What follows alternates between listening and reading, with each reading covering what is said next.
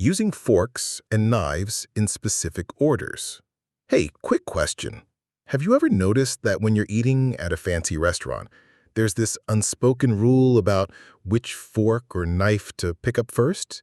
You know, the outermost fork first, then the one closer to your plate, and for the dessert, a tiny fork that looks like it belongs in a dollhouse. If you've ever paused for a second and thought, wait, why is this even a thing? You're not alone. And the truth is, most of us are doing it out of habit, without even realizing where it came from. So here's the scoop. This whole fork and knife hierarchy thing actually started way back when only the elites, like kings, queens, and super rich nobles, ate at big formal tables. They weren't doing it because it was fancy for the sake of fashion. Nope, it was all about hygiene. Yeah, hygiene. Imagine a time when the average person didn't wash their hands after working in the fields or touching who knows what, and there were no dishwasher-safe plates. Those elites had their own clean forks and knives, but they wanted to make sure that, even among themselves, nothing got contaminated. The rule of using the outermost utensils first was basically a way to avoid accidentally touching the utensils that hadn't been used yet. It sounds kind of smart when you put it that way, right? Like a medieval version of germophobia. But here's where it gets funny. Nowadays, if you go to a fancy dinner, there's literally no one to judge whether you're holding the wrong fork.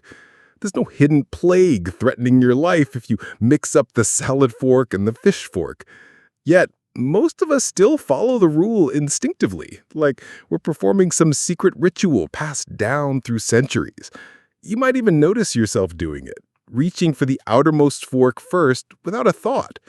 That's your brain doing a little reenactment of a time when eating the wrong way could have been, life-threatening. And let's be honest, it's kind of hilarious if you stop and picture it. A nobleman in a ruffled collar glaring at someone for accidentally using the wrong fork, because that might just ruin the entire dinner, or worse, cause a serious hygiene issue. And it's not just about knives and forks. This idea of rules for utensils has influenced all sorts of dining customs that we still follow today. The way we hold a wine glass, the way we rest our napkin on our lap, even the order in which courses are served. These are all echoes of ancient table etiquette. The elite basically codified how to eat without contaminating everything into a full-blown art form. So every time you pick up a fork for the salad, you're actually participating in a centuries-old ritual that started with a very practical concern: cleanliness. But here's the kicker. Do you really need to follow it now? Nope. Not unless you want to feel like a medieval noble.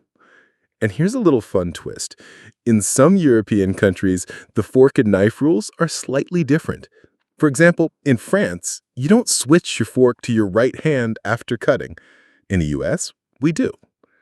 Tiny variations like that have survived over hundreds of years, showing how these ancient rules adapted to local customs, yet nobody remembers why in the first place. Crazy, right? We're all following these invisible instructions written by people hundreds of years ago, mostly for hygiene, which isn't even relevant now. So next time you're at a dinner party and someone corrects you for using the wrong fork, just smile and think, "Ah, yes, thank you. My germ-conscious ancestors would be proud." Or, honestly, just grab whichever fork you want and enjoy your food. Because in the end, the original reason we even care about which fork comes first is mostly gone. It's a quirky leftover from a time when hygiene was a luxury, and eating wrong could win socially catastrophic or worse. Anyway, have you ever caught yourself following the fork order without thinking? Go on, think about it next time you're at a table. It's wild how something so tiny, just a piece of metal on your plate, carries centuries of history, rules, and completely unnecessary stress. And that, my friends, is how forks and knives became an ancient rule we still follow for no real reason at all. Saying bless you when someone sneezes.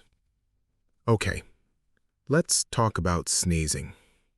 You know that little thing your body does when it feels like your nose is trying to launch a rocket, and then bam, everyone around you instinctively says, "Bless you." Have you ever stopped for a second and thought, why do we even say that? Like, does my soul actually need a quick blessing every time it escapes my nose for a fraction of a second? The answer might surprise you. So here's the history behind it. Way back in ancient times, people were terrified of sneezes. Not because of germs, no, germs weren't even on anyone's radar yet, but because they thought sneezes were more than just a bodily reflex. Sneezes were believed to let your soul temporarily escape your body, and if your soul escaped, well, it might not come back. Or worse, evil spirits could sneak in while you were spiritually vulnerable. Pretty heavy stuff for something that happens 5 times a day. So what did people do? They started saying "bless you" immediately after a sneeze. The idea was that the blessing would protect your soul and shield you from evil, kind of like a medieval insurance policy for your inner self.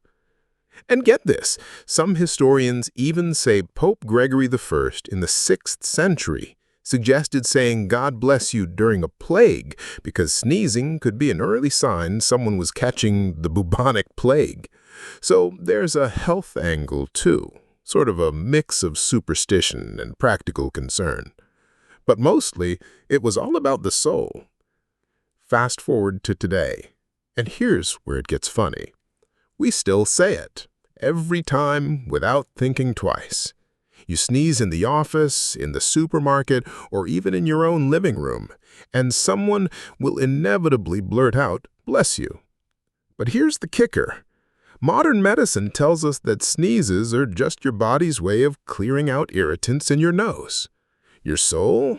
Totally fine. No evil spirits waiting around. Yet we've kept the habit alive for centuries because manners, tradition, and honestly, it's kind of a reflex at this point. And it's not even universal. Different countries have their own versions. In Germany, people say Gesundheit, which basically means health. In some places, people say Salud or A te soit, which is to your wishes. Each culture has its own tiny ritual to cover the same ancient worry that your sneeze is more dangerous than it really is. Crazy, right? We're all doing these mini protective chants for something that scientifically doesn't need protection at all. Now, here's a fun thought experiment. Imagine if people treated all body functions like sneezes. Like every time you yawn, someone shouts "bless you." Or every time you hiccup, a neighbor recites a little prayer. It sounds absurd, but in the same way, our ancestors' fear of sneezes was totally logical back then. And somehow, this tiny tradition has survived, tucked neatly into our daily lives. You could argue it's just polite to say it now, but really, it's mostly a quirky leftover from a time when people were scared of their own noses. So next time you hear someone sneeze and blurt out, "bless you," take a second and smile. You're participating in a tradition that's literally centuries old, originating from people who were genuinely terrified their sneezes could make them vanish spiritually. And let's be honest, it's kind of hilarious that we still honor this superstition every day without even thinking about it. Seriously, pay attention next time. How many "bless yous" have you given today? How many have you received? Every single one is a tiny, invisible nod to ancient fears and a superstition that's been passed down like a family heirloom, except instead of jewelry or a painting, it's a 3-letter blessing. And that, my friends, is another ancient rule we still follow for absolutely no reason at all. Shaking hands. All right, let's talk about something you do probably every day without thinking. Shaking hands. Yep, that little grab and release ritual that happens when you meet someone, say goodbye, or seal a deal. Have you ever paused for a second and thought, why do we even do this? I mean, it's not like anyone is checking if your handshake is medieval approved before they trust you with their secrets. But the truth is, this gesture goes way back, and it actually had a very practical purpose. Way back in ancient times, before there were security cameras, background checks, or even polite "Hi, nice to meet you" customs, people were genuinely worried about getting attacked. Imagine meeting a stranger, maybe a trader from a neighboring village, or some random guy on the street. How could you know they weren't hiding a dagger under their cloak or planning to grab your stuff? That's where the handshake comes in. The whole idea was to show your empty hands. By extending your right hand, palm open, and shaking it, you were basically saying, hey, look, no weapons here. I come in peace. Pretty clever, right? It's like an ancient version of trust, packaged into a 2-second hand exercise. And yes, it became formalized over time, especially among soldiers, merchants, and rulers, as a way to signal loyalty and good intentions. Some accounts even mention knights shaking hands before battle to show they weren't going to stab each other in the back, or at least not literally. Now, fast forward a couple of thousand years, and what do we have? A handshake has mostly lost its original defensive purpose. You're not shaking hands to prove you're unarmed anymore. You're doing it as a social convention. Job interviews, business meetings, first dates. Handshakes are basically a ritual of politeness, trust, or just this is how humans greet each other. But the funny part is, the gesture is exactly the same as it was when people were genuinely worried about getting stabbed. Imagine explaining to someone from ancient times that centuries later, people are still shaking hands, but now it's just a polite way to say hi. They'd probably think we're insane, or at least oddly obsessed with showing off our palms. And let's not forget the weird modern variations, the limp handshake, the death grip, the fist bump rebellion against traditional etiquette. Every single one of these is a descendant of that ancient ritual. Even a sweaty, awkward handshake at a networking event is basically you performing a mini version of an ancient trust test that nobody really needs anymore. Here's a fun thought experiment. Imagine if we went back to the original purpose. Every handshake now comes with a tiny, yes, I'm unarmed checklist. People would be giving presentations like, okay, I have no weapons, I'm friendly, nice to meet you. Totally ridiculous, right? But that's literally the origin of the habit we've just been carrying along for centuries, mostly without thinking. And the thing that makes it even cooler is how universal it became. Sure, some cultures have bows, cheek kisses, or namaste gestures, but the handshake traveled across continents, time periods, and social classes, morphing into everything from a casual greeting to a high-stakes business ritual. And every time you shake hands, you're performing an ancient security protocol that's technically obsolete, but somehow still socially required.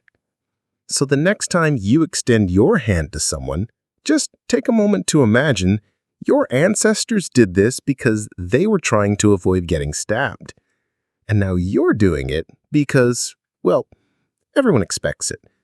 That's another one of those ancient rules we still follow for no real reason at all. Covering your mouth when yawning. All right, let's talk about yawns. Yep, that big, unavoidable, stretch-your-face-wide, oxygen-seeking reflex that sneaks up on you at the worst times, like in a boring meeting, in class, or right before someone starts talking.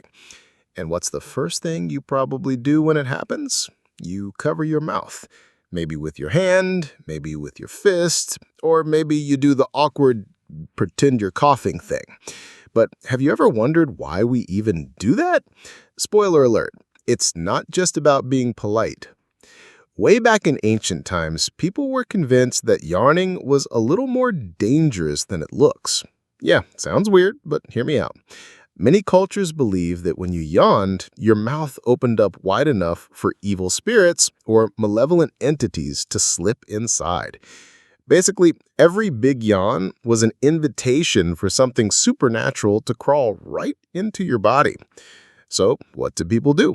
They cover their mouths. Simple, right? Hand over mouth, problem solved. Your soul and body were protected from invisible intruders. Think about that for a second. Modern science tells us that yawning is just your body's way of getting more oxygen and regulating brain temperature. But ancient humans were convinced that your mouth was basically a tiny portal to your insides. That's why the habit of covering your mouth has survived for centuries, even though the spirits aren't exactly lurking behind every yawn anymore. And honestly, it makes a lot of sense why the habit stuck. It's polite, it's hygienic, especially when germs become a real thing later, and it just feels natural. But the origin? Totally supernatural. Here's a funny mental image. Imagine walking through an ancient village mid-yawn and suddenly someone jumps on you, hand raised, yelling, "Cover your mouth or the spirits will get you." That was basically the rule, and everyone obeyed.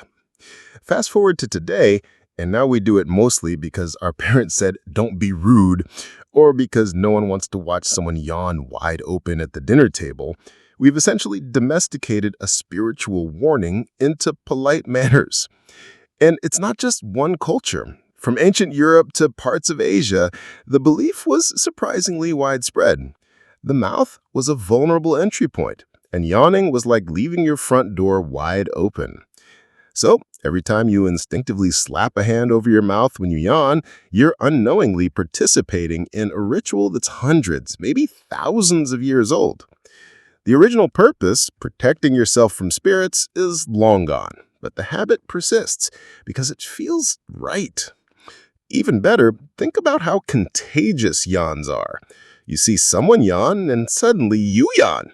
Imagine if the spirits really could get in that way. We'd be doomed. Luckily, it's just biology, but the habit lives on, passed down through centuries, keeping us polite, hygienic, and slightly mysterious when we're fighting off invisible dangers. So, next time you cover your mouth when you yawn, just smile and think about this. Somewhere in the distant past, people believed you were literally protecting your soul from being stolen by unseen forces. And now, you're just following the rule without thinking twice. That, my friends, is another ancient rule we still follow, for absolutely no real reason at all. Table manners. Elbows off the table. All right, let's talk about something that almost everyone has been told at some point. Keep your elbows off the table. Yep, that classic line from parents, teachers, or maybe your annoying aunt during holiday dinners. You probably rolled your eyes as a kid, thinking, why does it even matter? Well, it turns out there is a wild historical reason behind this little rule, one that has nothing to do with your comfort or the safety of your salad. Way back in medieval Europe, tables were a big deal, especially in the homes of nobles and royalty, not just for eating, but as a status symbol. Picture a massive wooden table with fancy carvings, laden with silverware, goblets, and food that most peasants could only dream of. Now, the nobles had a problem. How do you make sure everyone at the table knows who's important and who's not? Enter the elbows off the table rule. Keeping your elbows off the table wasn't about hygiene, or even about not knocking over a goblet, though that was a nice bonus. It was a social signal. Only people of a certain rank or class were allowed to stretch comfortably, reach for dishes with dignity, or lean casually while eating. Peasants who were expected to show proper deference had to sit rigidly, keeping elbows tucked in. Basically, your posture told everyone exactly who you were, noble or commoner. Talk about a subtle but powerful social test. Now, fast forward a few centuries, and suddenly, everyone's parents are saying the exact same thing. Elbows off the table. You're not at a royal banquet anymore. You're probably just having spaghetti in your kitchen or maybe some frozen pizza while binge-watching a show. The original purpose, signaling your social rank, is completely irrelevant. Yet we still instinctively pull our elbows in because, well, that's what we were taught. And let's be honest, it feels a little weird not to, doesn't it? And it's kind of hilarious if you really think about it. Every time someone politely sits with elbows tucked in, we are unknowingly repeating a centuries-old rule designed to reinforce social hierarchies. We've turned a way to separate nobles from peasants into basic table manners. Nobody's status is on the line when you're eating cereal at 8 a.m., but your brain still knows. Keep those elbows down, buddy, or you're doing it wrong. Even cooler, this rule traveled across cultures. In many European households, it became formal etiquette. In others, it was relaxed or adjusted slightly depending on the meal, the host, or the social context. But the core idea, posture as a social signal at the table, stuck around, slowly transforming into the universal idea that elbows on the table are rude. That's it. No royalty, no status, just manners for the sake of tradition. So, next time someone tells you to tuck your elbows in, just smile and think about it. You're participating in a ritual that literally originated as a way for nobles to show off their superiority over peasants. And here you are, decades later, practicing it over mashed potatoes and green beans. It's kind of ridiculous, but also fascinating, right? That's another one of those ancient rules we still follow for absolutely no real reason at all. Not speaking with your mouth full. All right, let's talk about something everyone's been told since childhood. Don't talk with your mouth full. You've heard it at the dinner table, at a friend's house, maybe even at a fancy restaurant where the waiter gives you the side eye if you dare. And like many of these old rules, you probably thought it was just about manners. Or maybe your mom didn't want to see spaghetti flying across the table. But there's actually a very practical origin behind this one, and it's kind of wild. Back in ancient times, meals weren't always the calm, cozy affairs we imagine today. People ate in large communal settings, often crowded together on benches or around long tables. Imagine a medieval feast. Everyone's passing plates, talking, laughing, and trying to enjoy the food. But there's no tableware etiquette like we have now. And here's the danger. If someone talked with their mouth full, they could easily choke. Not just a little cough, it could be serious, especially if there wasn't anyone nearby trained to help. So the rule of not speaking with your mouth full was actually life-saving. It wasn't about being polite or looking refined, it was about survival. Every time you closed your mouth while chewing, you were protecting yourself and the people around you from a dangerous accent. Think about it, a medieval banquet with a bunch of boisterous diners. One slip of roast bone or a chunk of bread could turn the whole table into chaos. The rule kept things safe and orderly, and it stuck. Fast forward to today, and here's the funny part. The original purpose is mostly gone. Modern meals are smaller, utensils are safer, and most of us aren't crammed together with dozens of strangers at the same table. Choking is still a risk, of course, but the main reason we follow the rule now is manners, politeness, social expectation.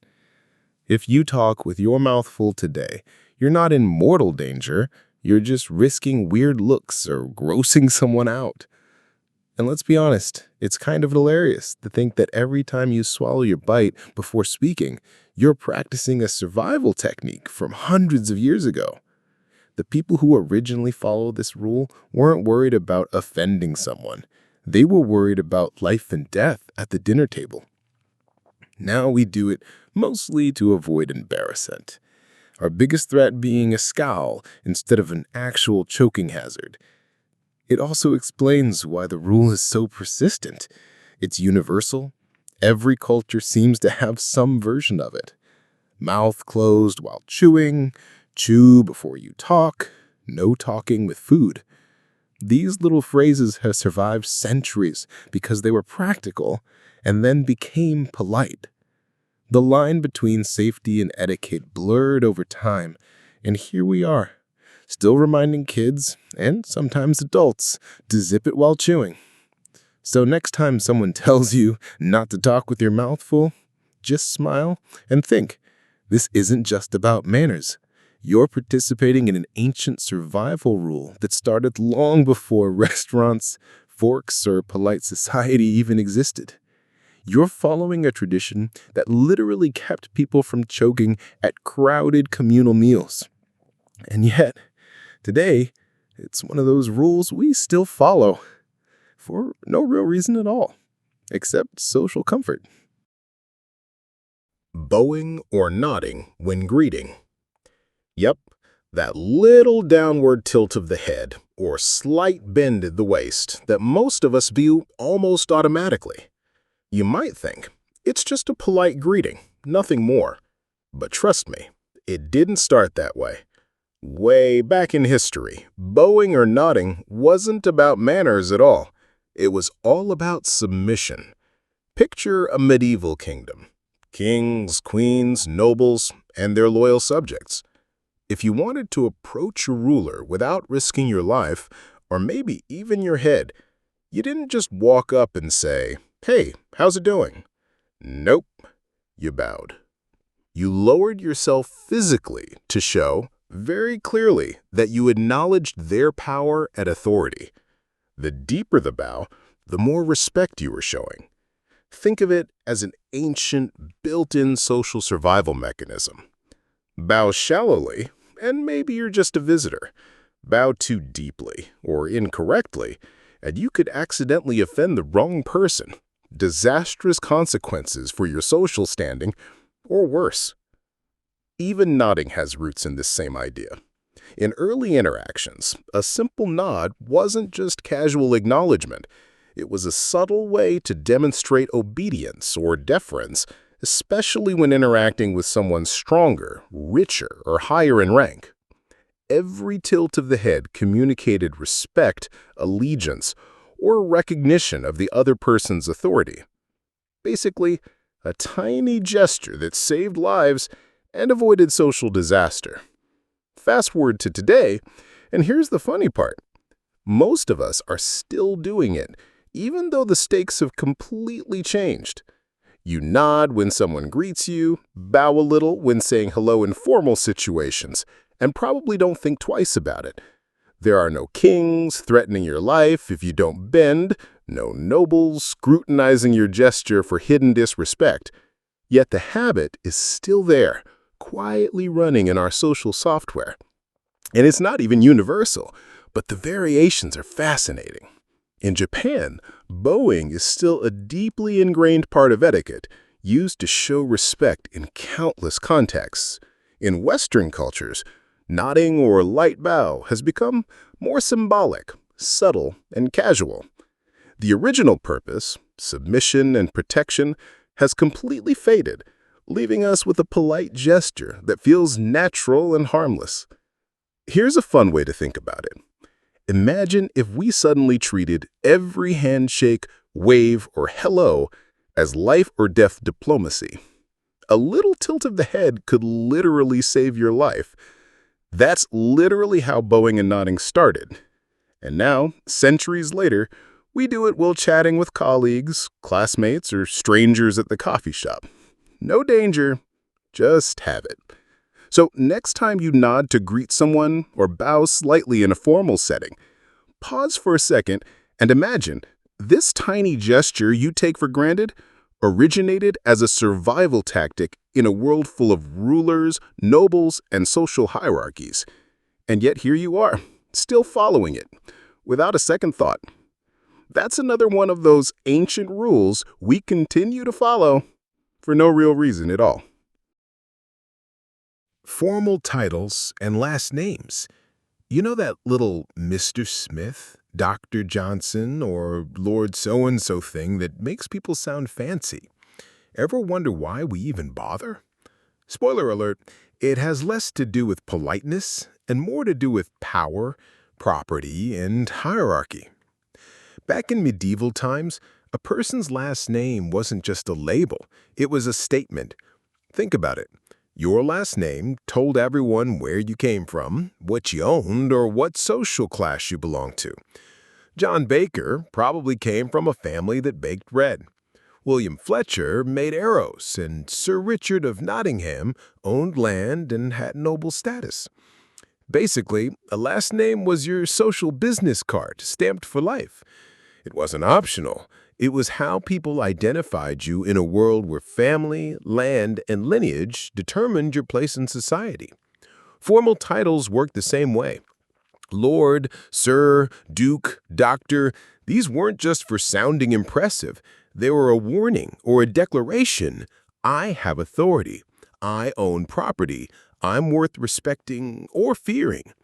Using a title correctly could open doors, avoid fights, or keep you safe. Using it incorrectly, social embarrassment or worse. Imagine calling a duke Mr. in the wrong context. You might as well have yelled, "I disrespect your entire family line." People didn't mess around with titles back then. Now, here's the hilarious part. We still follow this rule today, mostly without thinking. We introduce ourselves with our full name at work. We say doctor to someone with a PhD. We use Mr. or Miss in formal situations, even though most of us aren't trying to signal ownership of land, status, or power anymore. We're not medieval peasants figuring out if it's safe to approach someone. We're just being polite. And yet, the origin is literally a way to show you own stuff or had influence in a world where everyone's survival depended on knowing who was who. Even stranger, some cultures still cling to these titles with intensity. In Japan, for example, adding san or sensei is a crucial marker of respect and status. In the US, Mr., Mrs., and Ms. feel casual, but think about it. Centuries ago, they were life or death social signals, not mere niceties. And the last names? Sure, most of us know they came from occupations or towns, but nobody really thinks, hey, my last name tells you what my family used to do for survival. It's just part of everyday life now. Here's a fun mental image. Imagine meeting someone and their last name actually determines whether you bowed to them, served them food, or avoided eye contact. That's literally how this system started. And now we're doing the same thing when we sign emails, call someone formally, or introduce ourselves at a party. No real danger, just habit. So next time you write your full name on a form, introduce yourself as Mr. Whatever, or respectfully call someone by their title. Just think about this. You're following an ancient rule originally designed to show land ownership and social rank, and yet today it mostly just keeps things polite and organized. Another example of an old habit that's outlived its purpose. But somehow we keep it going.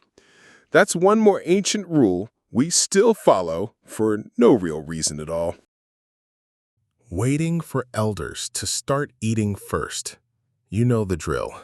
You sit down, plate in hand, stomach growling, and then you freeze because Grandpa hasn't taken the first bite yet, and someone reminds you, wait for the elders.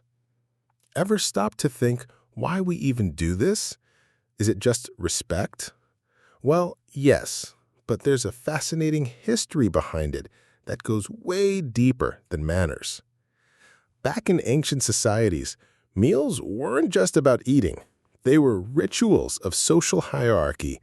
Who ate first, who sat where, and who got the best portions of food literally showed everyone's rank in the family or community.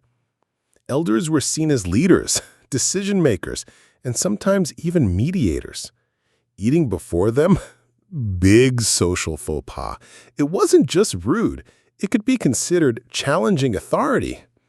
Imagine a big ancestral hall, long wooden tables, roasted meats in the center, bread stacked high, and everyone waiting. The youngest members are staring at their plates, anxious, because the elders haven't touched their food yet. Why? Because hierarchy rules. Your position in the family, your social obedience, your respect for wisdom, it was all demonstrated through timing at the table. If you ate first, you were either disrespectful or foolish. If you waited, you earned trust, showed proper upbringing, and reinforced your place in the social order. Now, fast forward to today. Most of us aren't living in a strict hierarchical society where eating first could spark conflict. We're just at Thanksgiving, a birthday dinner, or maybe a casual lunch. Yet, almost instinctively, we pause until the oldest person starts eating because it feels polite.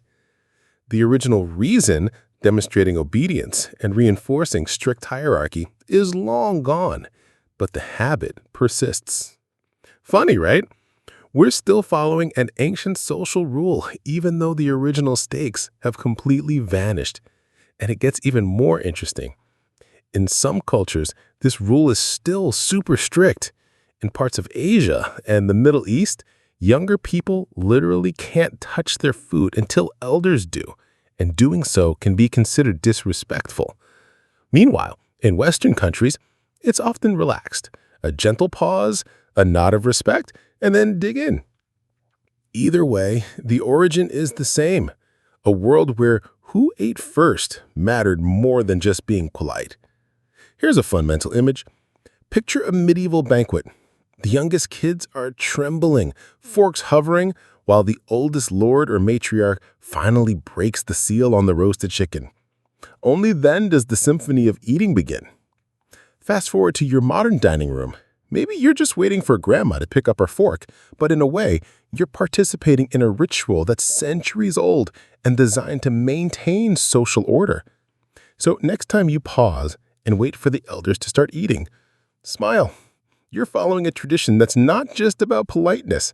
It's a tiny echo of a world where who ate first mattered more than just being polite. We've kept it alive, even though the original stakes have gone. And that's another one of those ancient rules we still follow, for no real reason at all. Hand kissing or curtsying. You know, those tiny rituals where someone bows, dips, or gently takes another person's hand and maybe presses it to their lips. You've probably seen it in movies, royal events, or maybe in historical reenactments and wondered, why would anyone do that? Well, there's a fascinating backstory that goes way beyond just being polite. Back in medieval and early modern Europe, these gestures were serious business. They weren't just fancy theatrics. They were a way of showing loyalty, respect, and submission to someone of higher social rank. Imagine you're a commoner or lower-ranking noble entering the presence of a king, queen, or duchess. Hand-kissing wasn't optional. It was a statement. I recognize your authority. I acknowledge your power. I am loyal to you. Curtsying worked the same way, lowering yourself physically to signal that you understood your place in the social hierarchy. It was basically a mini performance of obedience every time you entered a room. Think about it. The gestures were precise. Not just any bow or hand kiss would do. Too shallow? Insulting. Too deep? Weird or suspicious. Mistimed? Dangerous. You had to read the rules perfectly or risk offending someone with immense power over your life, livelihood, or marriage prospects. Every slight tilt of the head, every careful hand placement was loaded with meaning. It wasn't just manners, it was a survival strategy wrapped in elegance. Fast forward to today, and here's the hilarious part. Most of us do none of this anymore, except maybe for ceremonial events or playful reenactments. Royal weddings, historical films, or theme parks, hand-kissing and curtsying have become symbolic, theatrical, and sometimes even romanticized. We still teach kids to bow slightly or shake hands politely in some formal settings, but the stakes completely gone. No one's checking your loyalty to the crown just because you didn't dip low enough. And it's interesting how these gestures spread. Across Europe, slight variations developed depending on the country, the court, or the rank of the person you were greeting. In some cultures, men were expected to kneel. In others, a simple bow sufficed. Curtsying often replaced kneeling for women, providing a socially acceptable way to signal respect without being cumbersome. These subtle differences carried big social weight back then, but today they're mostly decorative or nostalgic. Here's a fun mental picture. Imagine a young noble at a ball, nervously approaching the queen, hand extended, body trembling slightly. A slip of the wrist, an awkward dip, and suddenly the entire room is staring. That was your social standing on the line. Fast forward a few hundred years, and now we just see a curtsy at a Disney princess meet and greet, or a playful hand kiss at a costume party. The meaning has shifted completely, but the gesture itself survived just because it became tradition. So next time you see a curtsy, a bow, or a ceremonial hand kiss, think about this. It started as a practical and symbolic way to show loyalty and submission to those in power. Today, we mostly do it because it's polite, elegant, or fun. But we're unknowingly following a centuries-old aristocratic rule. Another example of an ancient rule we still follow for no real reason at all. Avoiding sitting cross-legged at formal events. Yep, that casual pose you probably use at home, on the floor, or even in meetings when no one's watching. But here's the thing. At formal events, people were historically discouraged from sitting like this, and there's a good reason why. Back in the day, posture at a gathering wasn't just about comfort or looking polite. It was a sign of respect, social order, and self-discipline. Picture yourself in a royal court or a formal banquet hundreds of years ago. Rows of chairs, nobles and officials in ornate outfits, everyone sitting upright. Crossing your legs was considered sloppy or disrespectful because it implied a level of casualness that wasn't appropriate in a space where hierarchy mattered. Your posture literally broadcasted your attitude.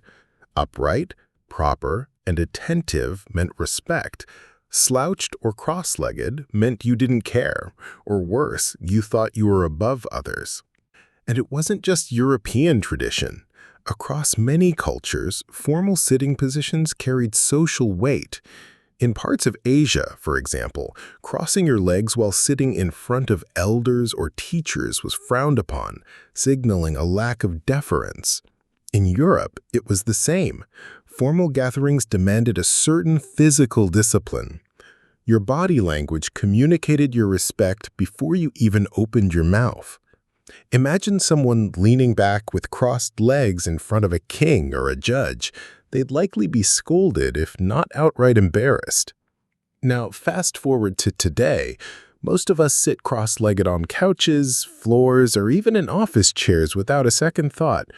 We're not worried about offending a king, elder, or magistrate. Yet, in formal events, weddings, state dinners, or ceremonies, you'll still notice people instinctively keeping their legs together, feet on the ground, upright. The original reason, signaling respect and social discipline, is mostly gone. It's just a leftover habit of centuries-old etiquette, quietly surviving in the back of our minds. And here's the funny part. The rule is mostly invisible unless you mess it up. At a modern wedding, nobody will probably notice if you cross one leg slightly, but your brain still hesitates. That hesitation, that's the echo of hundreds of years of posture rules. Your body has literally learned what was once socially mandatory, even if the context is completely different. So the next time you notice yourself keeping your legs together at a fancy event, smile.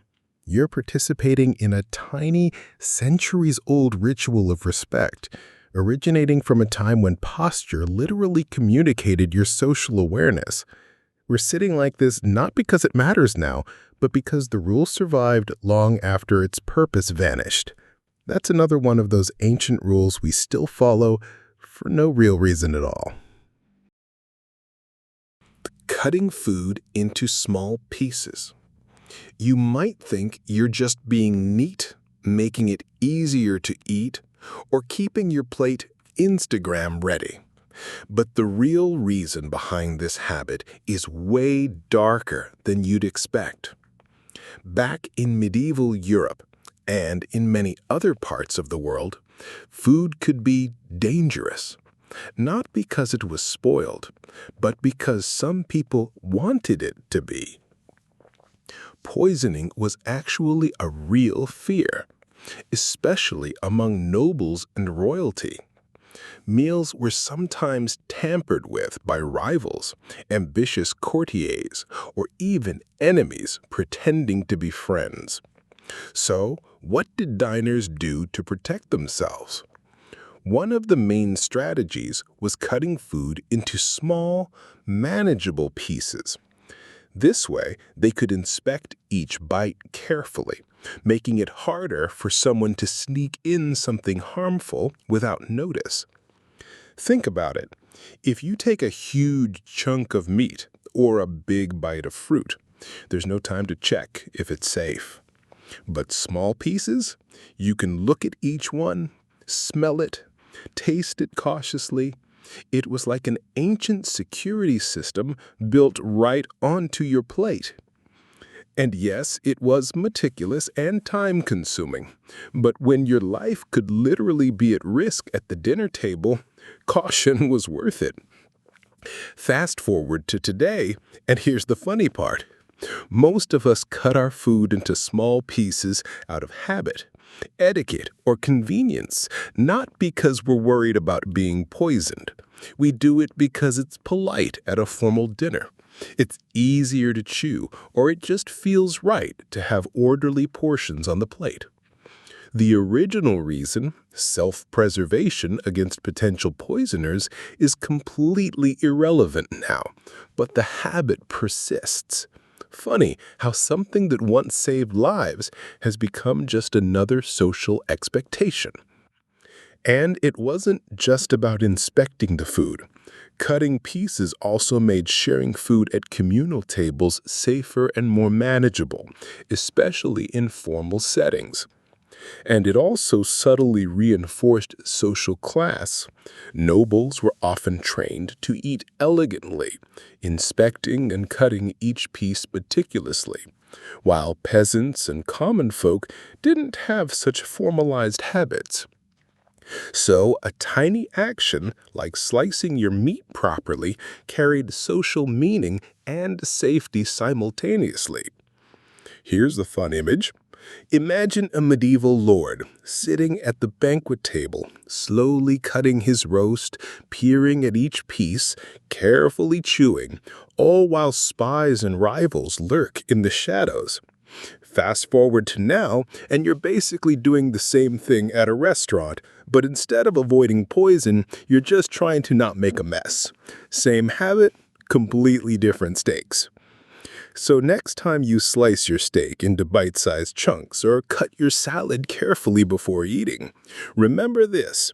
You're participating in a ritual that started as a life-saving precaution in a world full of real danger. Today, it's polite and practical, but centuries ago, it could literally mean the difference between life and death.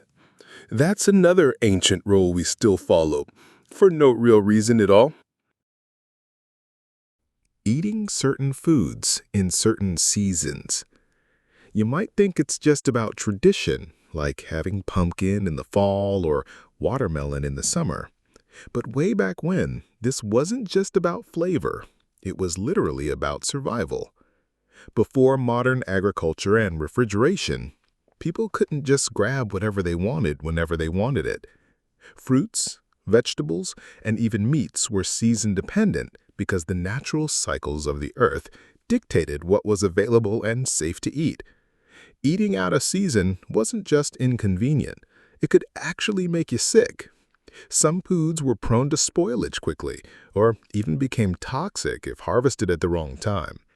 So ancient communities learned to follow seasonal patterns carefully. They didn't just make a rule for fun. They were protecting their health and ensuring survival. For example, winter was tough. Fresh fruits and vegetables were rare, so people relied on preserved foods, root vegetables, and hardy grains. By spring and summer, brought fresh berries, leafy grains, and new meats from livestock. By following these cycles, communities could maximize nutrition, avoid illness, and store food more effectively. Over generations, these patterns became embedded in cultural traditions. Festivals, holidays, and rituals all revolved around what could be safely eaten and when.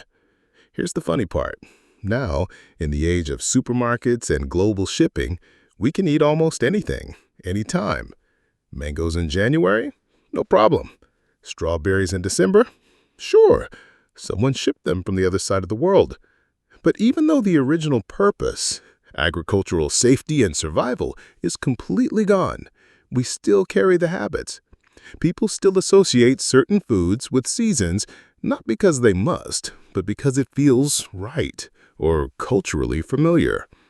And it's interesting how these rules shaped social life too. Seasonal foods weren't just nutrition, they were status markers. Having access to rare winter delicacies or early summer produce could show wealth or privilege. Certain festivals were defined by seasonal foods. Think of Thanksgiving turkey, autumn pumpkins, or spring lamb. The foods became symbols of timing, culture, and social order, layered on top of survival needs. So next time you enjoy a juicy watermelon in July or baked pumpkin pie in October, pause for a second.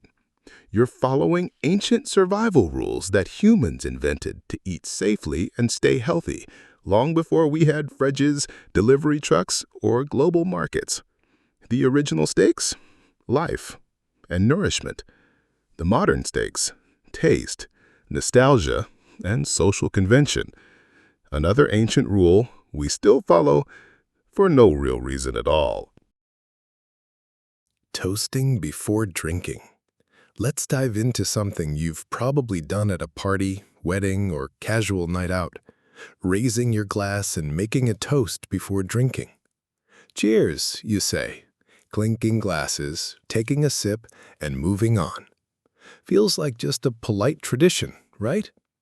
Well, believe it or not, toasting started as a serious safety measure, not just a social nicety. Way back in medieval Europe, and even earlier in other cultures, poisoning was a real threat. Kings, nobles, and even merchants had to be cautious with what they drank. Wine or ale could easily be laced by someone with bad intentions. So, what did people do to protect themselves? They clinked their glasses together, pouring a tiny bit of their drink into the other cup. This way, if someone had poisoned the wine, the person toasting would also get a taste. But now they could detect danger before taking a full sip. In essence, it was an ancient security system, disguised as a celebration. And it wasn't just about safety. The ritual also had a social function, showing trust and solidarity. By clinking glasses, people were saying, "I trust you. I drink with you in good faith." It was a symbolic gesture that strengthened bonds, especially in political, military, or business contexts where alliances mattered. Skipping a toast could actually send a subtle message, "I don't trust you," which could create tension or, worse, suspicion of betrayal. Fast forward to today, and the stakes are completely different. No one's checking your wine for poison in most social settings, unless you're really unlucky, but we still toast. It's a way to celebrate, bond, or mark an occasion. The original purpose, protecting yourself from being poisoned and demonstrating trust, is long gone. Yet the habit survives, and we follow it instinctively. Funny, right? We're raising our glasses for safety reasons that no longer exist. Even cooler, different cultures developed variations of this practice.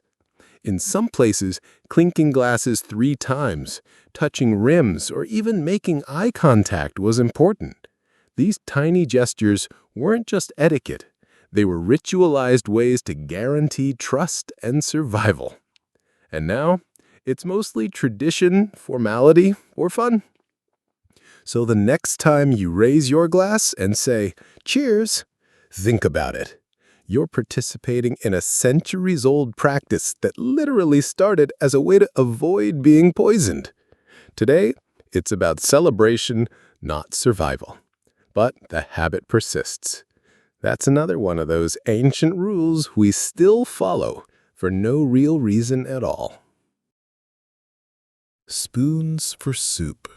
Yep, that simple utensil that you probably take for granted every time you scoop up your noodles or broth. But here's the crazy thing. Spoons weren't always for everyone. In fact, for a long time, they were mostly reserved for the elite. Everyone else, well, they got to use their hands. Back in medieval Europe, and in other cultures too, sophisticated utensils were a luxury. Spoons made of silver, gold, or finely carved wood were expensive and symbolized wealth and status.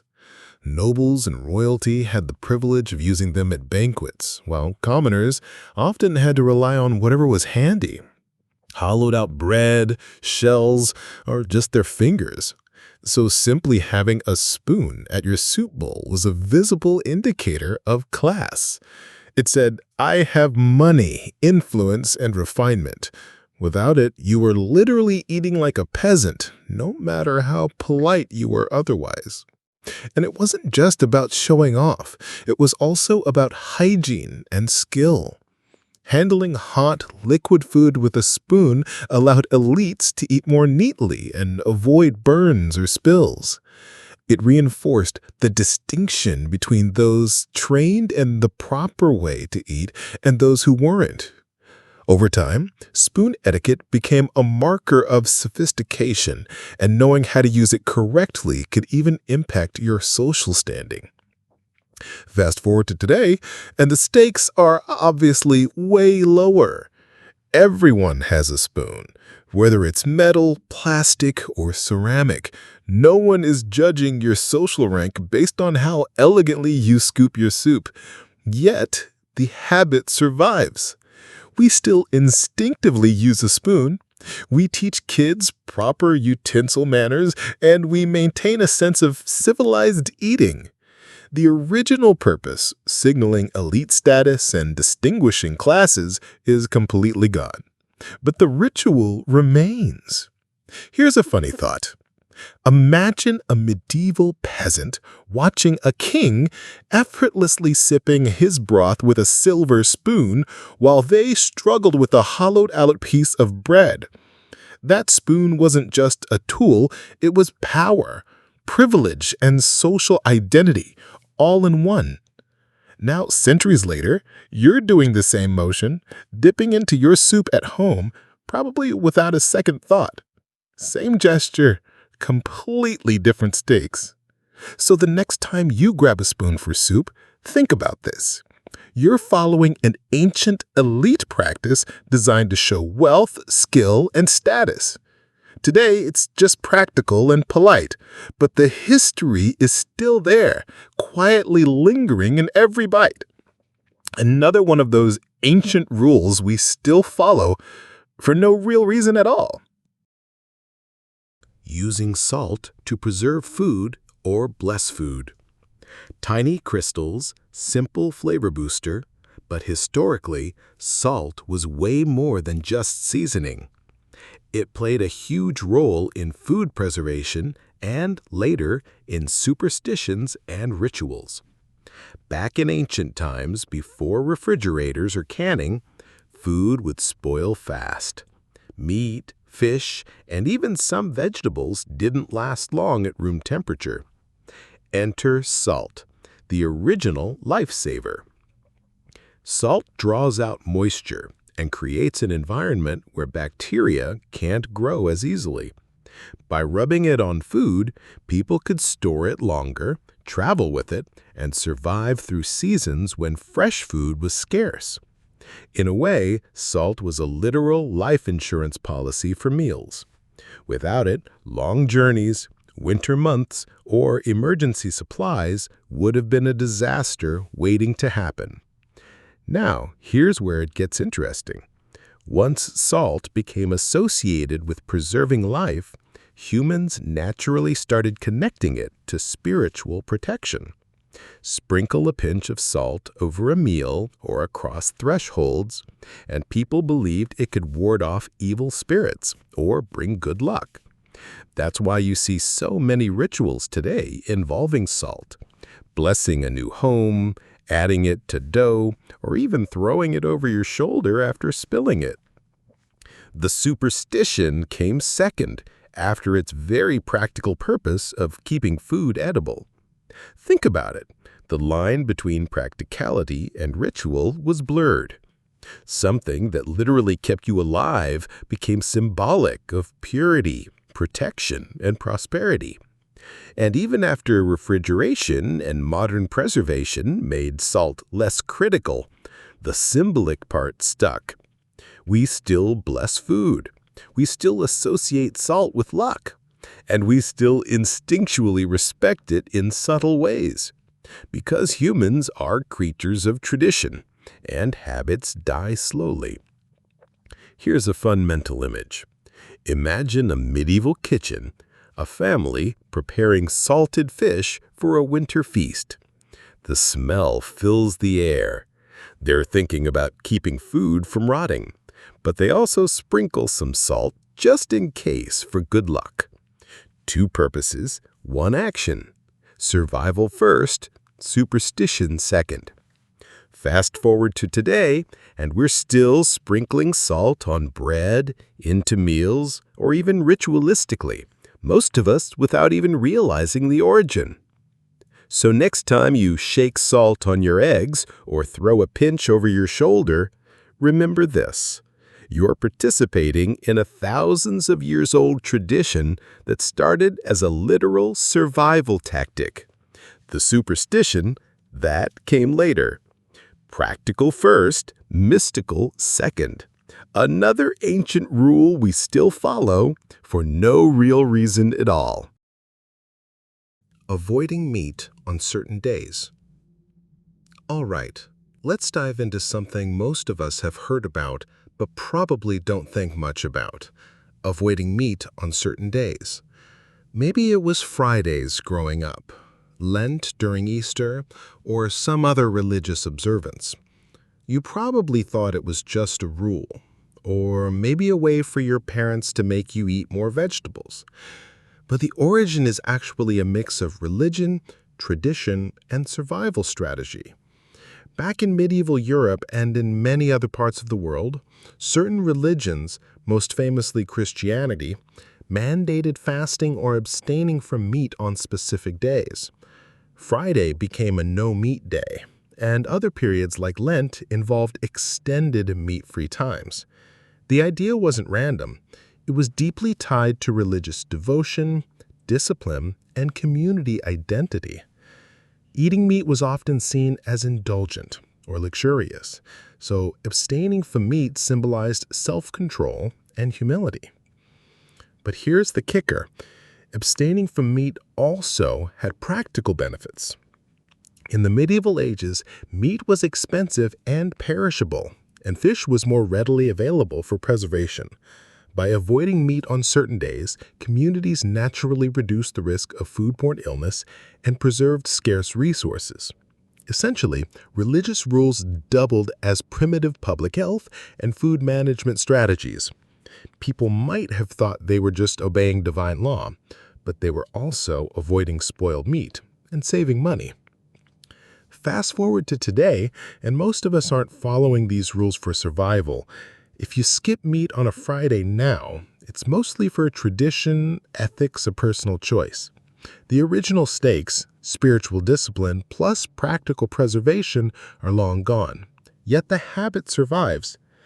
And even some modern restaurants and menus still honor the tradition, offering fish specials on Fridays in predominantly Christian regions. And it's fascinating how this ancient rule shaped cuisine too. Cod, herring, and other preserved fish varieties were developed and traded widely because people were abstaining from meat. A small religious rule ended up shaping entire food markets and cultural diets. Talk about influence. So next time you skip meat on a Friday, or during a fasting period, just think about this. You're participating in a thousands of years old religious practice that has both spiritual and very practical roots. Originally about devotion and survival, now mostly about tradition. Another example of an ancient rule we still follow for no real reason at all. Serving food from the left and drinking from the right. You've probably been to fancy dinners or watched a movie where waiters do this perfectly and thought, why is this even a rule? Well, it goes way back to medieval court etiquette. And trust me, it's more interesting than it seems. Back in the days of kings, queens, and sprawling castles, every move at the table was symbolic. It wasn't just about looking fancy. It was about showing order, hierarchy, and precision. The rule of serving from the left and drinking from the right was designed to minimize confusion and avoid accidents in a world of crowded tables, heavy dishes, and nobles in elaborate clothing. Picture a banquet. Waiters carrying plates, guests juggling cutlery, goblets, and napkins. One wrong hand, one misplaced plate, and someone could spill wine on a fancy robe, or worse, insult a noble by stepping on their toes. Serving from the left allowed waiters to present food in a consistent, predictable way without bumping elbows.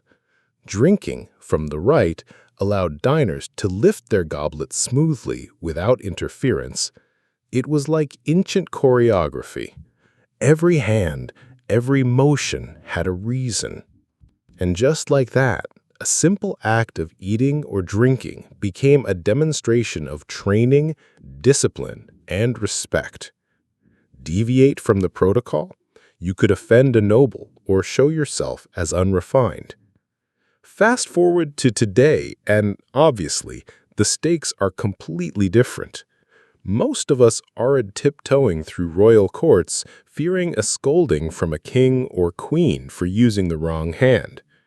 Yet, in fine dining or formal settings, you'll still see servers presenting plates from the left and drinks from the right. The original purpose, order, safety, and etiquette in a high-stakes environment, is long gone, but the habit persists. Its tradition survives long after its necessity. And it's funny to think about how these rules shaped modern dining. Even in casual restaurants, servers are trained to follow this method not because anyone will die if they don't, but because it feels right, professional, and polite. Our brains still carry the rhythm of centuries-old courtly precision, and we follow it almost instinctively. So next time a waiter hands you your plate from the left, or a bartender slides a drink to your right, pause for a second. You're witnessing and participating in a centuries-old ritual of medieval dining designed to maintain order, respect, and grace at the table. Another ancient rule we still follow for no real reason at all. Brushing teeth with sticks or powders.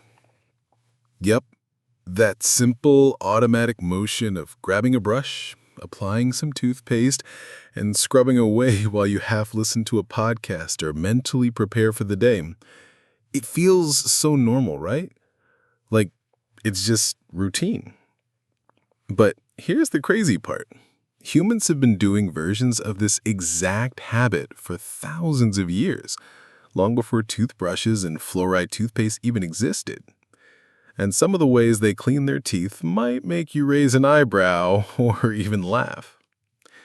Way back in ancient civilizations like Egypt, Mesopotamia, and India, people didn't have the plastic brushes you probably keep in your bathroom right now.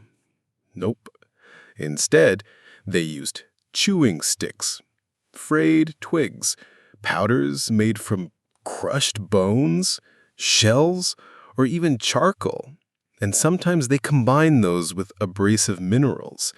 Imagine rubbing crushed oyster shells across your teeth first thing in the morning. Yeah, not exactly minty fresh, but surprisingly effective. These ancient methods were about one thing: keeping teeth clean, preventing decay, and avoiding foul breath. And remember, bad breath wasn't just unpleasant. It could affect social interactions, business deals, or even marriage prospects. So hygiene had a very real social survival function. Here's something fun to imagine. Picture yourself as an Egyptian merchant around 2500 BCE. You wake up, grab a small twig from the Nile riverbank, chew one end until it's frayed like a brush, and start scrubbing your teeth. The fragrance might come from crushed herbs or spices rubbed onto the twig, both to flavor your mouth and to fight bacteria. Meanwhile, your neighbors might be using powdered ashes or crushed eggshells mixed with pumice to clean theirs. Everyone's doing essentially the same thing we do now, removing plaque, but with tools that feel completely alien to us today. It's the same ritual, different materials. And get this, the habit persisted for a reason. Even though the tools were crude, these early practices worked. Chewing sticks often contained natural antimicrobial compounds. Powders helped scrape away plaque and prevent decay. People were basically inventing dental hygiene centuries before modern dentistry existed. And over time, these practices evolved into the first versions of toothbrushes and toothpaste, gradually refined into the sleeker products we have today. But here's the really interesting part. Brushing your teeth is one of those habits that survived not because of invention alone, but because it became a deeply ingrained daily ritual. Once a habit is established, it persists across generations. Ancient humans probably didn't think about tradition the way we do, but their habits stuck, evolving alongside technology. Today, when you brush your teeth, the action you're doing is literally the echo of a ritual that's thousands of years old. And let's talk about cultural variations because this gets even cooler. Ancient Egyptians might have used twigs with aromatic herbs. In India, people still practice using neem sticks in a method called the tun. Ancient Romans had powders made from crushed bones, oyster shells, and charcoal. In China, herbal powders and chewing sticks were common. Different civilizations, same goal: clean teeth, fresh breath, social respect. It's fascinating how this universal human need led to independent but surprisingly similar solutions across the globe. Now, let's fast forward to today. You've got electric brushes, fluoride toothpaste, whitening gels, and mouthwash. None of the original tools are needed, but the core habit persists. And here's the kicker. Many people still follow the motions we learned as kids. Scrub the top teeth, the bottom teeth, brush the tongue, rinse, without realizing it's basically an ancient ritual refined over centuries. You're participating in a practice that survived empires, religions, and technological revolutions just by doing what feels normal. Think about it this way. When you pick up your toothbrush in the morning, you're connecting to a thread of human ingenuity and survival that spans millennia. a merchant in Mesopotamia, a noble in medieval Europe, a farmer in ancient India. They were all doing something very similar. Different tools, different flavors, different contexts, but the goal, the habit, the ritual, it's all the same. And it's persisted so long that most of us don't even think about it. We just brush, rinse, and go about our day. So next time you're scrubbing away, maybe even mindlessly scrolling on your phone, take a second to appreciate this. You're participating in a thousands of years old human habit, one that combines hygiene, social signaling, and survival. Brushing teeth isn't just health, it's a living tradition, a ritual, and a reminder that some ancient rules stick around long after their original stakes have vanished. Another one of those ancient habits we still follow for no real reason at all. Morning cold showers. You know the drill. Alarm goes off, you drag yourself into the bathroom, and there it is, icy water hitting your skin. Some people love it, some people dread it, and social media makes it look like the ultimate productivity hack. But here's the twist. The habit of cold showers has been around for centuries, and it didn't start because humans were obsessed with Instagram-worthy discipline. It actually started as a health ritual, not a daily necessity. Back in ancient civilizations, think Rome, Japan, and Nordic countries, cold baths or plunges were part of rituals to strengthen the body and mind. Romans had elaborate bathhouses, some with cold plunges called frigidarium, where people would deliberately shock their bodies to boost circulation and resilience. In Japan, cold baths were part of Shinto purification rituals. Nordic cultures practiced regular cold water immersions as part of their adaptation to harsh winters and as a method to build physical endurance. The common thread? People believed that cold exposure was good for the body, the immune system, and even the spirit. It wasn't about daily routine or productivity. It was about health, purification, and ritualized discipline. Imagine yourself as a Roman citizen stepping into the frigidarium. The water is freezing, your heart races, your skin tingles, and your whole body reacts. This isn't a get energized for your email inbox moment, it's a ceremony. You're testing your resilience, waking your senses, and participating in a long-standing tradition that connects physical stress with mental clarity. And yes, over time, people started linking it to increased alertness and invigoration, but those benefits were seen as part of a larger ritual of well-being, not a mandatory daily productivity hack. Fast forward to today, many wellness gurus tell us that cold showers are essential for energy, focus, fat burning, or mental toughness. And while cold showers can have some physiological effects, boosting alertness, improving circulation, maybe even improving mood, but the original purpose was far more holistic and ritualistic. It wasn't about hitting goals, checking off a productivity list, or becoming some superhuman version of yourself. It was about health, endurance, and ritualized care for the body, often tied to cultural or spiritual beliefs. What's interesting is how this ancient rule survives even if the context is shifted. People still take cold showers, and many swear by the benefits, but most of us have no idea why it started. It's become a trend, a discipline challenge, or a life hack, rather than the carefully considered ritual it once was. Yet the habit persists because humans are drawn to routines that feel traditional or that promise a small, tangible transformation. And there's a cultural twist, too.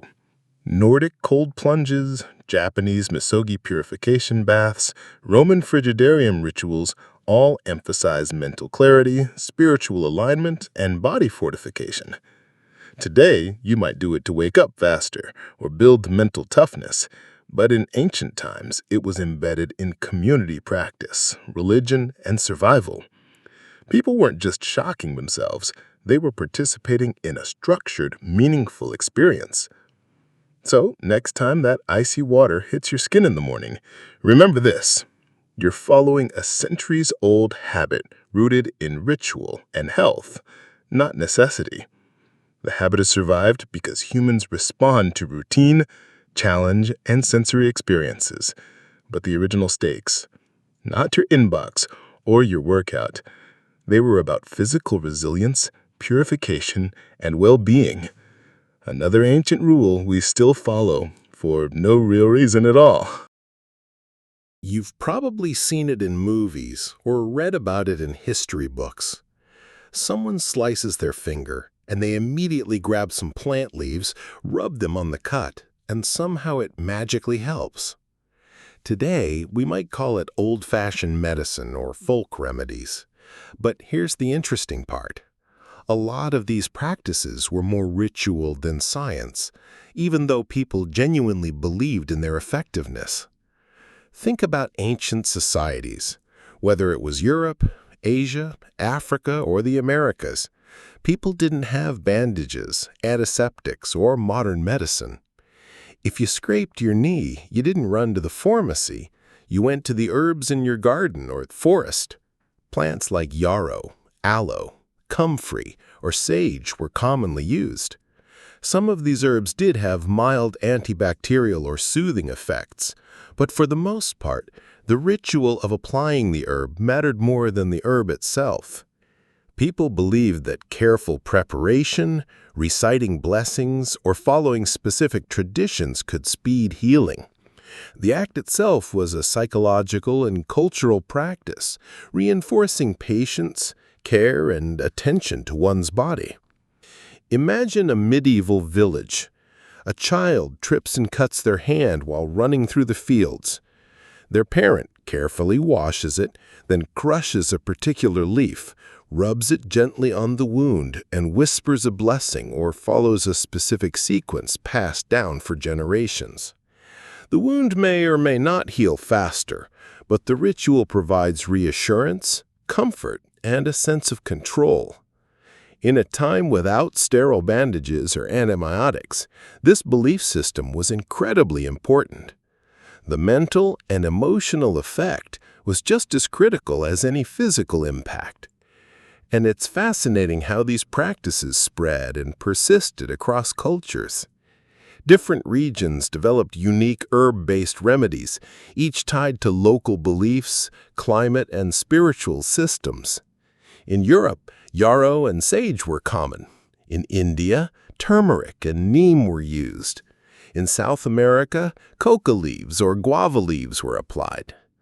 While some herbs had actual medicinal properties, many were chosen more for ritual significance or symbolic meaning. Healing wasn't just physical, it was spiritual, emotional, and communal. Fast forward to today, we might slap on an antiseptic and a bandage and call it good. But the habit of using plants or herbs hasn't disappeared completely. People still turn to aloe for burns, tea tree oil for scrapes, or calendula for rashes. Even if the effect is partially psychological, it persists because humans are wired to follow rituals, especially those tied to caregiving. In essence, the ancient rule has survived, not because it was always scientifically effective, but because it gave people structure, comfort, and a sense of agency. Here's a fun perspective. Think of these rituals as the ancient version of self-care. Applying herbs carefully, performing a small ritual, and paying attention to minor wounds is like telling your body, "I've got you." It's a blend of medicine, magic, and mindfulness. And even today, when we use aloe straight from the plant or sprinkle herbs into a poultice, we're connecting to a human tradition that spans centuries, one that survived long before modern pharmacies existed.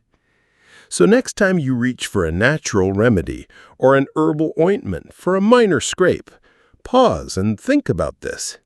You're participating in a thousands of years old practice. Originally, it was about ritual, belief, and psychological comfort, not strict medical science. The habit survives because it works on multiple levels: body, mind, and culture. even if the original medicinal stakes were often minimal.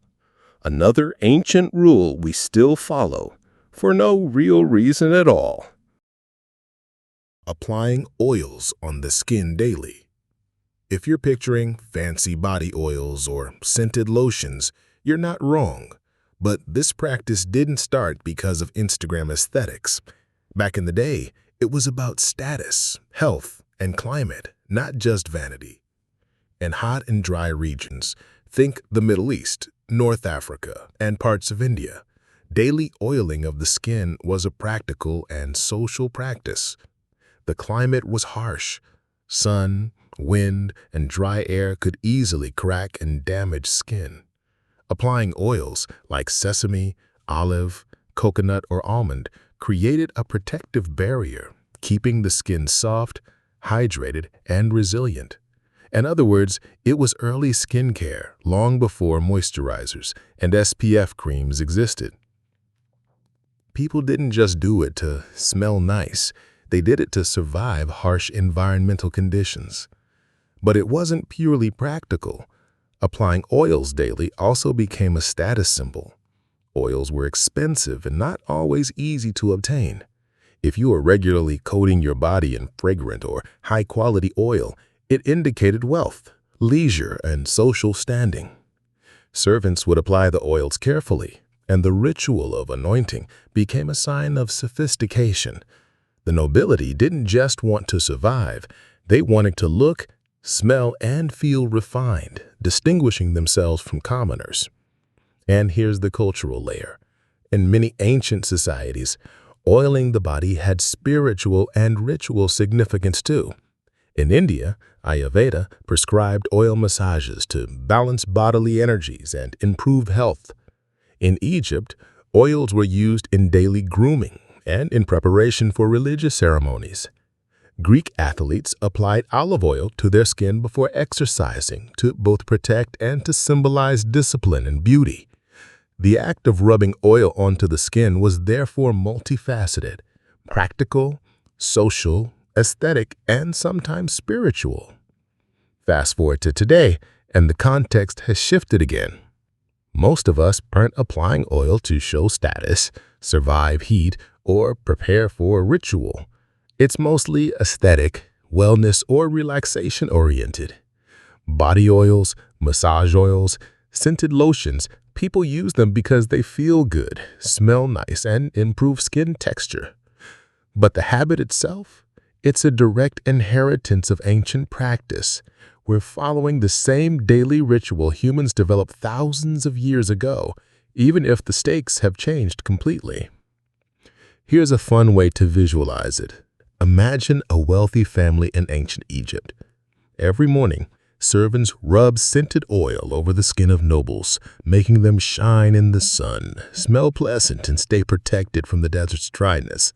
That daily ritual signals privilege, health, and refinement. Now, imagine yourself in your modern bathroom applying almond or coconut oil after a shower.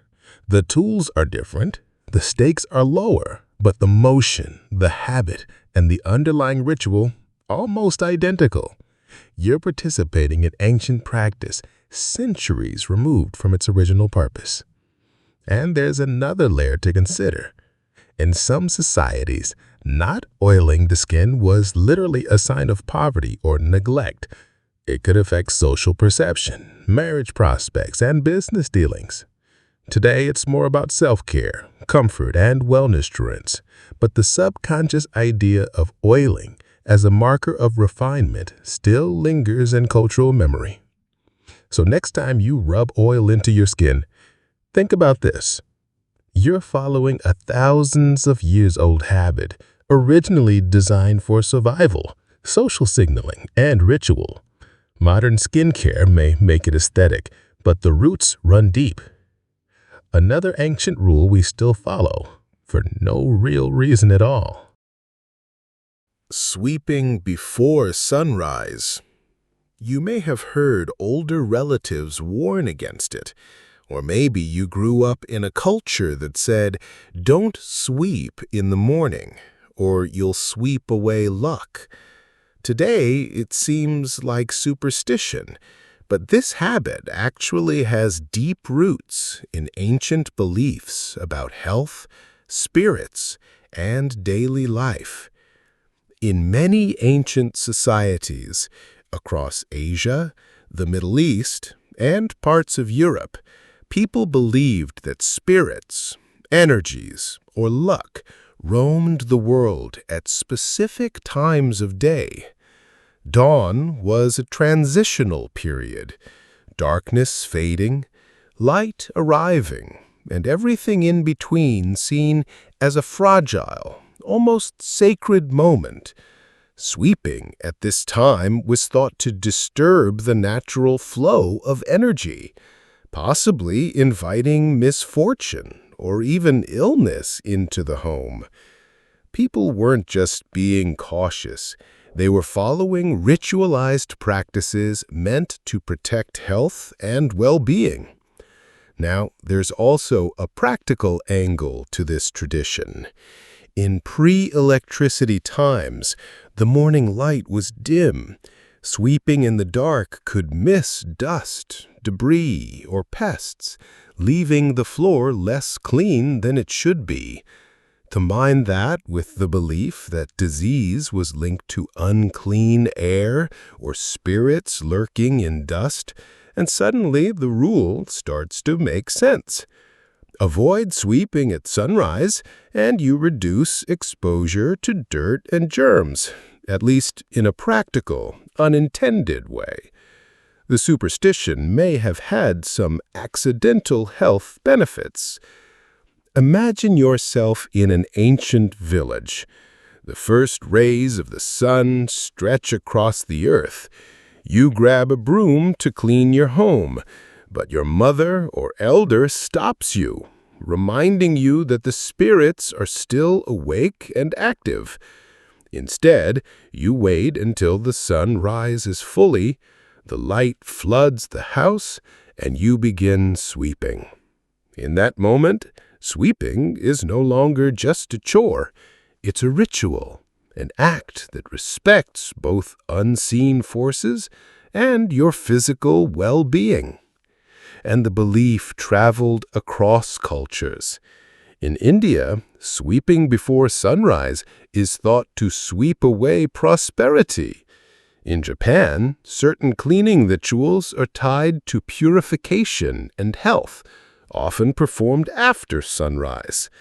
In Europe, folklore warned that disturbing the house at specific hours could anger spirits or invite bad luck.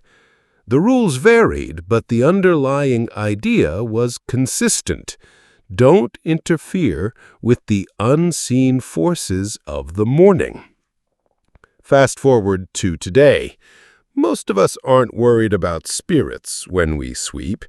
Some of us sweep in the morning, some of us in the evening. The stakes aren't spiritual anymore. They're practical or habitual. Yet the habit survives in cultural memory, superstitions and sayings passed down through generations. We continue following the rhythm set by people who lived thousands of years ago, even when we've long abandoned the original beliefs. Here's a funny thought. In a modern apartment, the only spirits present might be dust bunnies hiding under the couch. Yet the ancient rule persists. We tell children, wait until later to sweep, or we might avoid sweeping early ourselves, almost automatically. It's not about spirits anymore. It's about cultural inertia, a tradition quietly embedded into daily life. So next time you pick up a broom in the morning and hesitate, or remember an old saying about sweeping too early, think about this. You're participating in a centuries-old habit, one that was meant to protect your home, your health, and your fortune. Modern life may not demand it, but the rule survives. Another ancient practice we follow for no real reason at all. Sleeping with head facing east. You've probably heard your parents, grandparents, or a wellness guru say something like, "You should sleep facing east. It's good for your energy." But have you ever wondered why people started doing this, or whether it's actually necessary? It turns out this habit has deep roots in ancient beliefs about energy, health, and cosmic alignment. In many traditional cultures, especially in India, China, and parts of Southeast Asia, sleep direction was more than personal preference. People believed that the Earth had magnetic fields and natural energies, and that aligning your body with these forces could affect your health, mental clarity, and overall well-being. Sleeping with your head facing east towards the rising sun was thought to harmonize your energy with the natural rhythms of the day, allowing the body to rest and rejuvenate more effectively. It was a mix of spiritual, health, and environmental reasoning, all wrapped into one simple rule. Imagine yourself in ancient India. You're preparing for the night. The elders advise placing your bed so that your head faces east. Why? Because the sun rises in the east, bringing new energy, light, and life. Aligning your body with this force while you sleep was believed to balance your mind and body, improve concentration, and even enhance spiritual growth. It wasn't just about comfort. It was a conscious practice meant to optimize human energy in tune with the cosmos. There's also a practical side to this ancient rule. In regions where the sun rises from the east and the climate is warm, sleeping with your head in that direction meant you might wake up naturally with the light, helping regulate sleep cycles. In some cultures, it was believed that sleeping in other directions, north or west, could bring disturbance, bad dreams, or even physical ailments. While modern science doesn't fully support the idea of energy flowing in a certain direction through the human body, the ritual itself offered psychological comfort and a sense of control over health and well-being. And here's the fascinating part. This belief shaped architecture and furniture placement for centuries. Houses, temples, and bedrooms were constructed with orientation in mind. Beds, mats, and even city layouts often followed cardinal directions based on energy alignment. People weren't just sleeping, they were participating in a cosmic system, consciously or unconsciously syncing their lives to the movement of the sun, moon, and stars. That's a level of thoughtfulness most of us don't consider when flipping a mattress today. Fast forward to today, most of us choose bed placement based on convenience, furniture layout, or aesthetic preference. The original spiritual and energetic reasoning is largely forgotten. Yet some wellness communities, Vastu Shastra practitioners, and Feng Shui enthusiasts still recommend sleeping with the head facing east, or at least along specific cardinal directions to maintain harmony, energy, and mental clarity. It's a practice that has survived thousands of years, even though the original stakes, cosmic balance, spiritual alignment, aren't something most of us actively monitor. Think about it this way.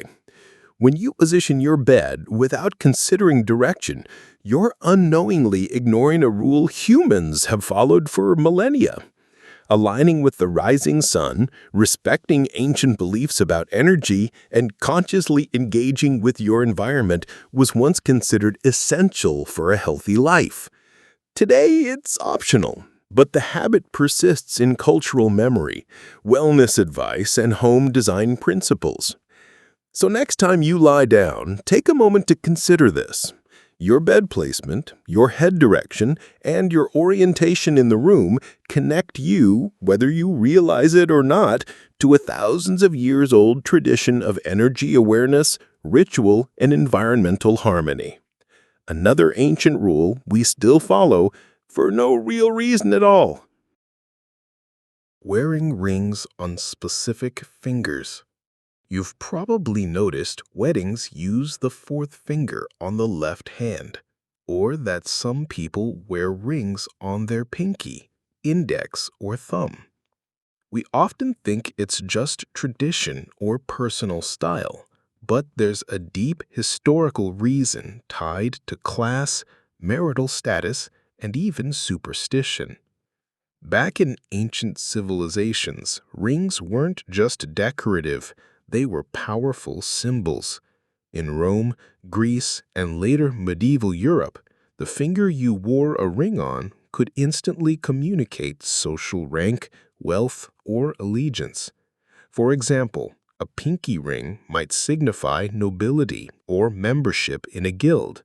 A ring on the thumb could indicate authority or power. Even wedding rings had very deliberate placement. Romans believed that the fourth finger of the left hand contained the vena amoris, or vein of love, which ran directly to the heart. Putting a ring there wasn't just symbolic. It was meant to bind the wearer emotionally and spiritually to their spouse. Imagine walking through a bustling medieval town. You glance at people's hands and instantly know who is wealthy, married, noble, or affiliated with a certain guild, just by which fingers hold rings. Wearing a ring on the wrong finger could be socially embarrassing or even dangerous, as it might signal false allegiance or disrespect to local customs. Rings were small, portable, but loaded with meaning. They were a silent language everyone could read. And it wasn't just about communication. It was also about ritual and protection. In some cultures, rings on certain fingers were believed to channel energy, protect from evil, or enhance personal attributes. For example, a ring on the index finger could symbolize leadership or ambition, while a ring on the pinky might signal intelligence or negotiation skill. Wearing jewelry was therefore a mix of status signaling, superstition, and practical messaging. Fast forward to today. Most of us wear rings as personal fashion choices, sentimental reminders, or cultural tradition. A wedding ring still carries the same romantic symbolism, but aside from that, rings rarely communicate social rank or guild membership. That original function, the signaling of class, marital status, or spiritual alignment, has mostly faded. And yet, we still follow certain unwritten rules, like wedding rings on the left hand or signet rings on the pinky. It's a habit that survives even though the original stakes have disappeared. Think about it. Your finger placement might feel natural, but it's actually part of a thousands of years old social code. Your great-grandparents and their ancestors followed these rules carefully. They weren't just being fussy. They were navigating social hierarchies, traditions, and even superstitions. Today, we do it unconsciously, often thinking it's merely aesthetic, but it's a direct link to the way humans historically managed relationships, status, and perception. And here's a fun twist. In some cultures, rings on specific fingers were also used as secret codes. Certain rings indicated political affiliations, loyalties, or even messages during wartime. A simple piece of jewelry could tell a story that words couldn't. Modern fashion rings might look like decoration, but their ancient counterparts were loaded with meaning, power, and consequence. So, next time you slide a ring onto a finger, consider this. You're participating in a thousands of years old tradition of communication, status, and ritual. The original reasons, class, marital status, or superstition might not matter to your daily life, but the habit persists. Another ancient rule we still follow, for no real reason at all. High heels for women. Most of us assume they were invented purely for style or to make legs look longer. But the truth is way more fascinating and kind of unexpected. High heels weren't originally a fashion statement for women at all. They were invented for Persian cavalry. Yep, warriors on horseback. Back in the 10th century, Persian soldiers needed a practical way to secure their feet in stirrups while riding horses into battle.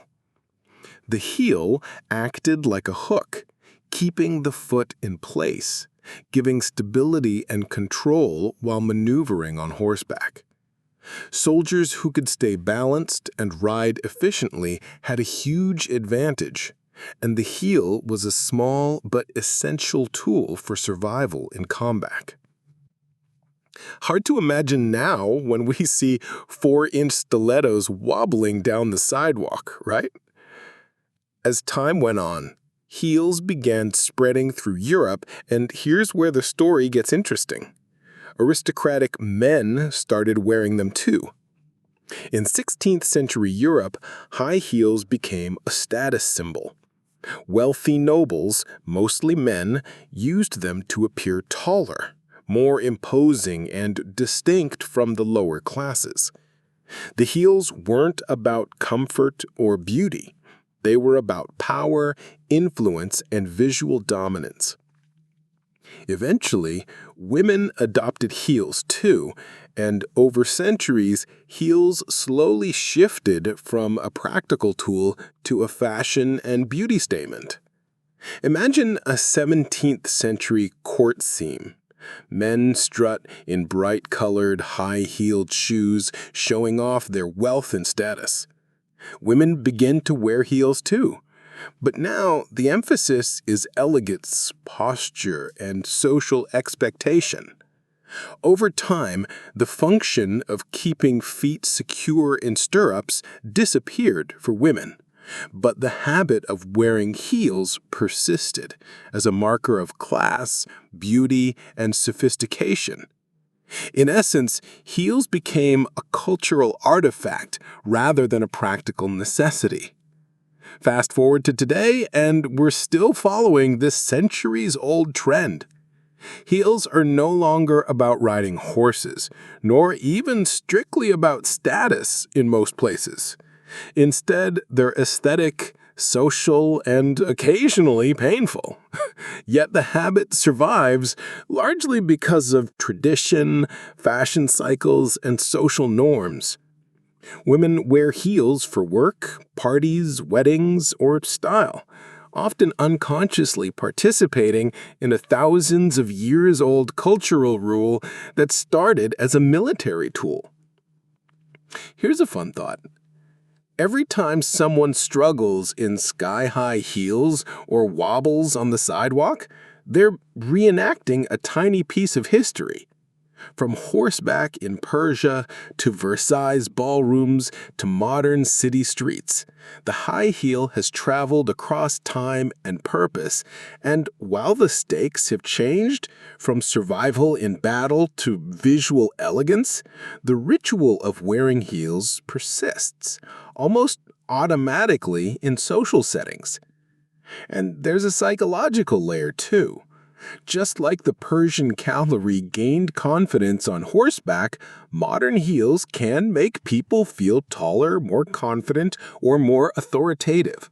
The context has changed, but the underlying idea, using footwear to alter perception and presence, remains remarkably similar. It's amazing how a habit that started for one very practical reason evolved into something entirely aesthetic, yet still follows the same rule of visual and social signaling. So next time you or someone else slips into heels, remember this: what looks like a fashion choice today is actually a living tradition that started on horseback over 1,000 years ago. High heels are an ancient rule that has survived, long after their original purpose vanished. Another one of those ancient habits we still follow for no real reason at all. Corsets and tight clothing. You've probably seen them in movies. Victorian ladies walking stiffly in beautifully constricting dresses, or heard stories of people lacing themselves in tiny waistlines. Today, we think of corsets as fashion relics, maybe even a bit torturous. But there's a fascinating ancient logic behind why they were worn. Corsets weren't just about looking slim or elegant. In Europe, especially from the 16th to 19th centuries, tight clothing and corsets were practical symbols of wealth and status. Think about it. The ability to wear restrictive clothing meant you didn't have to do manual labor. If you could walk, sit, and live while squeezed into a tight bodice, it signaled that you were of the upper class. Meanwhile, peasants and workers needed functional, loose clothing to work the fields or perform daily labor. Tight clothing, therefore, became a visual shorthand for social hierarchy. But there's more than status at play here. It was also about posture and appearance. Corsets forced the torso upright, shoulders back and chest out, creating an idealized silhouette that aligned with contemporary beauty standards. A woman wearing a corset walked differently, held herself differently, and projected control and refinement. It was as much about controlling how others perceived you as it was about controlling your own body. In a world where first impressions mattered socially and politically, posture was power. Imagine a wealthy 18th century social gathering. Women glide across the ballroom, waist tightly cinched, chests lifted and backs straightened. Every movement is deliberate, every posture considered. The corset isn't comfortable, it's constricting, but it sends a loud social message. I belong to the elite, I have the leisure to maintain this form, I command attention. Tight clothing functioned as a symbolic armor, visually signaling discipline, wealth, and refinement. And it wasn't only women. Men also wore fitted jackets, waistcoats, and cravats to convey wealth, influence, and proper posture. Across Europe, clothing was a language of social code, communicating rank, occupation, and respectability at a glance. The tighter or more structured the garment, the higher your social visibility. This wasn't fashion for fashion's sake. It was a deliberate, culturally embedded practice that controlled perception. Fast forward to today. We may not lace up corsets daily, though some modern fashion incorporates them. But the habit of using clothing to signal status, refine posture, and impress others continues. Think of business suits, heels, shapewear, or even gym clothing.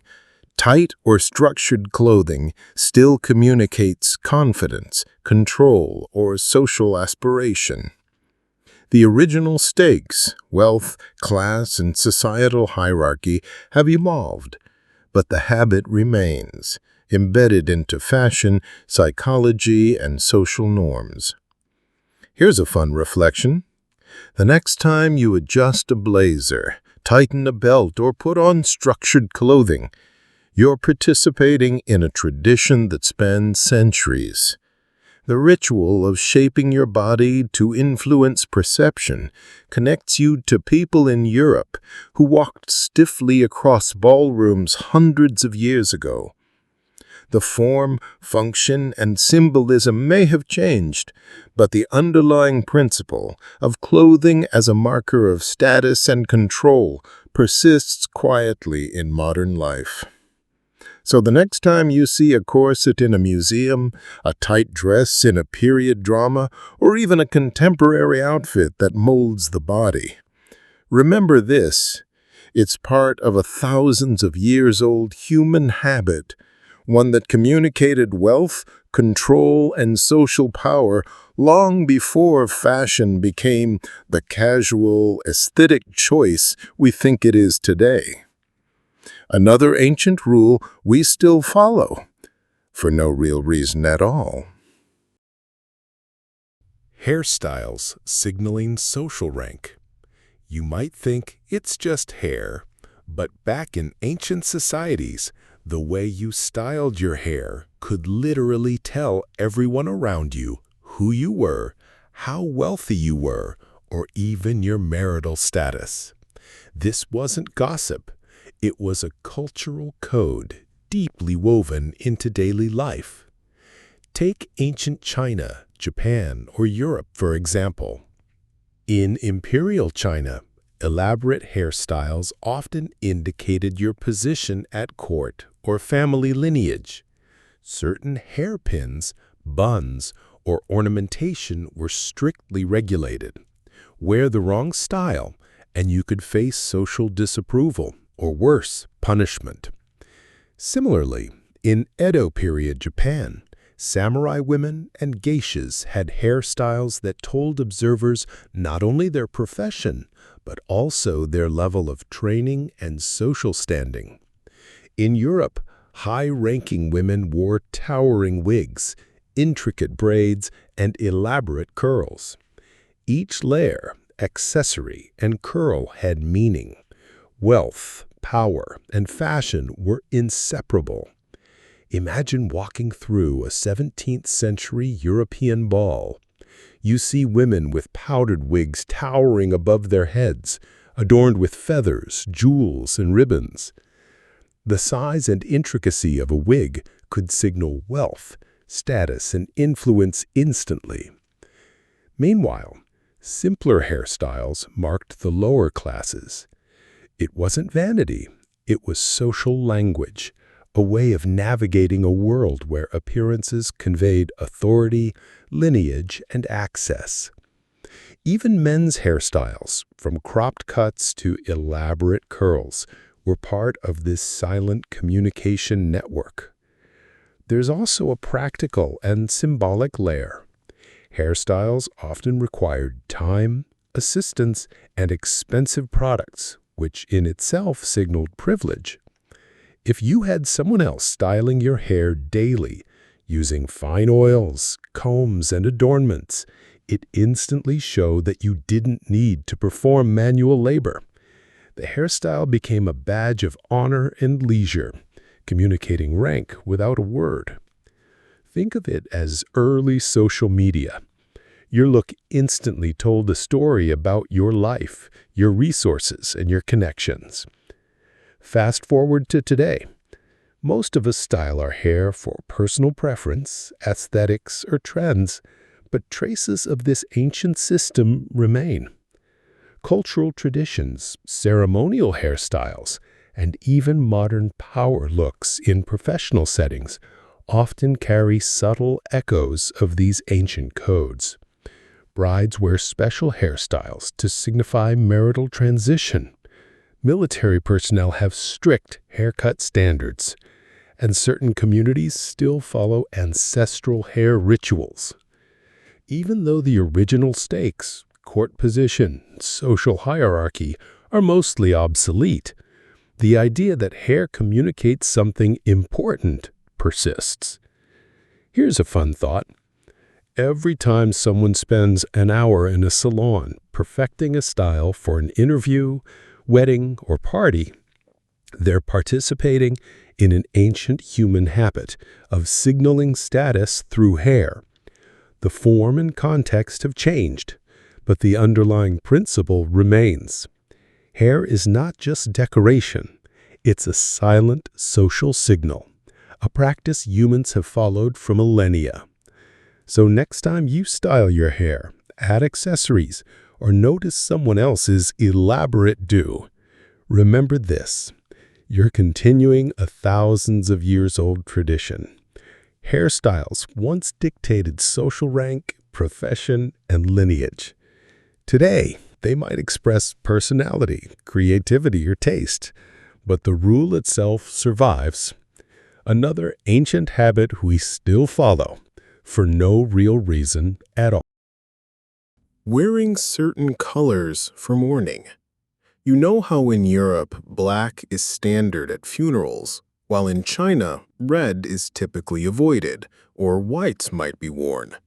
These aren't just random choices.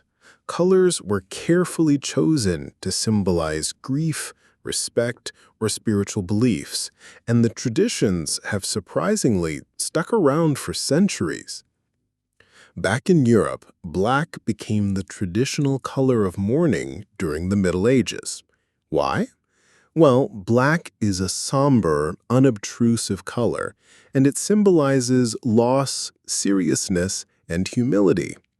When someone close passed away, wearing black communicated to others, "I'm grieving, I'm in respect mode, I'm taking this seriously."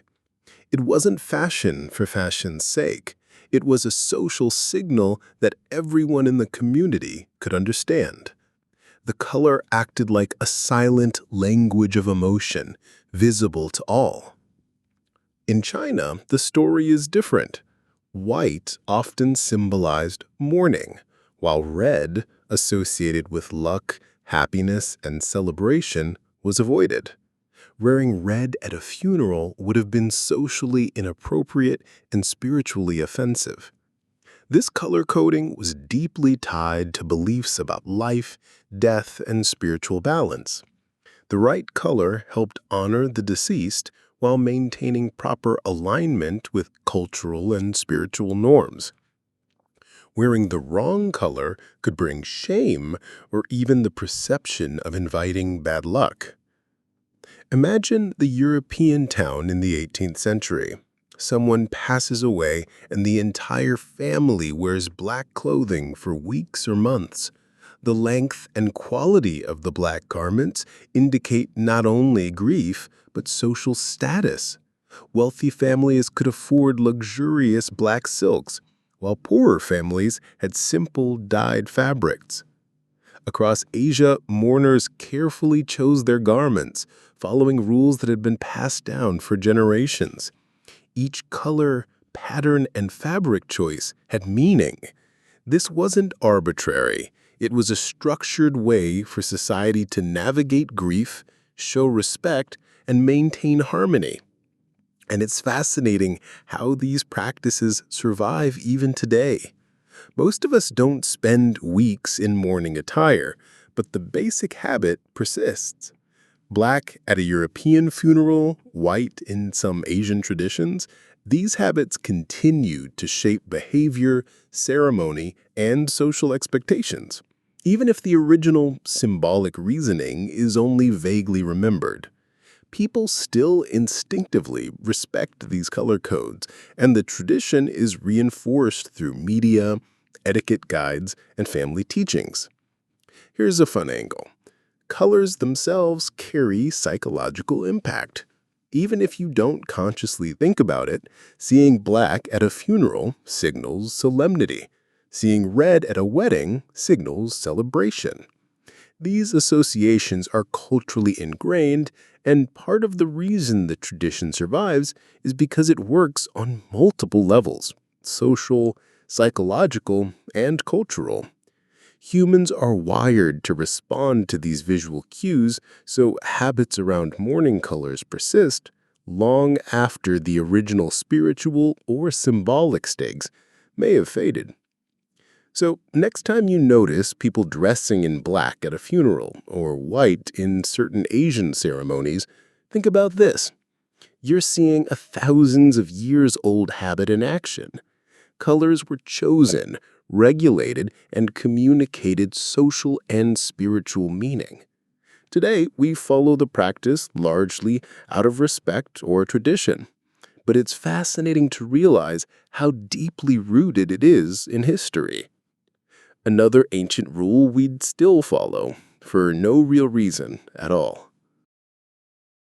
jewelry placement. All right, let's talk about something that probably feels totally normal today. Wearing necklaces, earrings, or other jewelry. You put on a necklace, clip in earrings, maybe layer a few rings and call it fashion. But here's the twist. These habits are actually ancient rules that go way back, and originally, jewelry placement often had spiritual, protective, or symbolic meaning. Think about earrings, for example. In some cultures, wearing earrings wasn't just for beauty. It was believed to protect against evil spirits, disease, or bad luck. Certain metals or gemstones were thought to channel energy, attract luck, or block negative influences. A simple gold or silver hoop wasn't just decoration. It was armor for the soul, a tiny but potent form of everyday protection. Necklaces, too, carried meaning. In ancient Egypt, jewelry was carefully chosen and placed to protect vital parts of the body, like the heart or throat. Amulets, pendants, and charms weren't just accessories. They were powerful symbols, often engraved with religious symbols or inscriptions. Wearing a necklace in a particular way could ward off harm, invite prosperity, or communicate allegiance to gods and ancestors. It wasn't random. The placement, length, and design were all intentional. Imagine walking through an ancient marketplace. People are carefully selecting jewelry not just for aesthetics, but for spiritual significance. A child might wear a tiny amulet to protect against illness. A soldier might wear a charm to stay safe in battle. A noblewoman might layer gemstones to signal wealth while also invoking divine protection. Every choice had practical, social, and spiritual meaning, creating a complex language encoded in adornment. And here's something fascinating. These practices spread across cultures. From India to Africa, Europe to the Americas, jewelry often combined personal expression with ritual purpose. Even in modern times, some traditions survive. Think of talismans, protective charms, or even wedding jewelry. While we mostly wear jewelry for fashion, the habit of glazing it carefully, layering it meaningfully, or keeping certain pieces close to the body echoes these ancient practices. Fast forward to today. Most people pick jewelry based on style, mood, or outfit coordination. But there's a subtle connection to the past. The placement still matters. Necklaces are often centered over the chest, close to the heart. Earrings frame the face. Rings go on fingers that carry meaning in some cultures. Even if we don't consciously think about it, our placement decisions mirror centuries of ritualized thought about protection, symbolism, and social cues. Here's a fun perspective. Every time you put on a necklace or earrings, you're participating in a thousands of years old habit. What seems purely aesthetic today was once carefully codified for health, spirituality, and status. The purpose may have shifted, but the rule persists. It's amazing to think that something as simple as choosing which necklace to wear or which side to pierce your ears on is connected to human behavior stretching back to ancient civilizations. So next time you layer necklaces or clip in earrings, remember this. You're not just accessorizing. You're continuing an ancient tradition, one that once communicated protection, spiritual energy, and social signaling. Another ancient habit we still follow for no real reason at all. 9 to 5 schedule. You wake up, grab your coffee, head to work, punch the clock, and repeat. It feels natural, right? But here's the kicker. It's actually an artificial construct that started during the Industrial Revolution. not something that aligns with human biology or natural rhythms. Back in the late 18th and early 19th centuries, factories and industrial production began booming. Workers were needed for consistent shifts to keep machinery running efficiently. Factory owners implemented strict schedules, typically from 9 a.m. to 5 p.m., to maximize productivity and maintain order. This wasn't about human preference or health, it was about efficiency, discipline, and control. The industrial clock dictated life. Imagine a factory floor in 19th century England. Steam engines hiss, gears turn, and workers march to a rigid schedule. Bells signaled the start and end of shifts. Breaks are minimal, lunch is timed, and leaving early isn't an option. The 9 to 5 or slightly longer routine was a means of organizing labor in a rapidly industrializing society. It wasn't about human preference or health, it was about efficiency, discipline, and control. The industrial clock dictated life. Now, here's the ironic part. Human bodies have natural rhythms called circadian rhythms, which dictate sleep, alertness, and energy levels. For most people, these rhythms don't perfectly sync with a strict 9 a.m. to 5 p.m. schedule. Some people are naturally early risers, others are night owls. Yet, society forces the majority of adults into this one-size-fits-all timetable, often causing sleep deprivation, stress, and reduced productivity. The schedule persists, even though it's biologically unnatural. Fast forward to today. Remote work, flexible hours, and gig economy jobs have started to challenge the 9 to 5 norm. But it's still deeply ingrained in culture. Schools, businesses, and even social life often revolve around this schedule. The idea that 9 a.m. is the start of a productive day has become second nature, even though it's essentially a 200-year-old industrial rule. Most of us follow it without questioning why. It feels normal because everyone else does it. Here's a fun perspective. When you drag yourself out of bed at 7 a.m., groggy and half asleep, just remember, you're participating in an ancient habit. Well, ancient in modern terms. You're following a social rule created for factory efficiency, not human health or happiness. Yet the schedule has persisted across generations, cultures, and continents. It's fascinating how something originally designed for machinery and production has shaped human life, behavior, and even culture. So, next time you glance at the clock, wishing you could start your day later or end it earlier, think about this. The 9 to 5 schedule isn't natural. It's an ancient industrial habit that humans have been following for centuries, long after the factories themselves have evolved or disappeared. Another ancient rule we still follow for no real reason at all. How are you? Seriously, think about it. You walk past a neighbor, text a friend, or answer the phone, and boom, out comes the classic, "Hey, how are you?" Sounds totally normal, right? But the history behind it is surprisingly deep.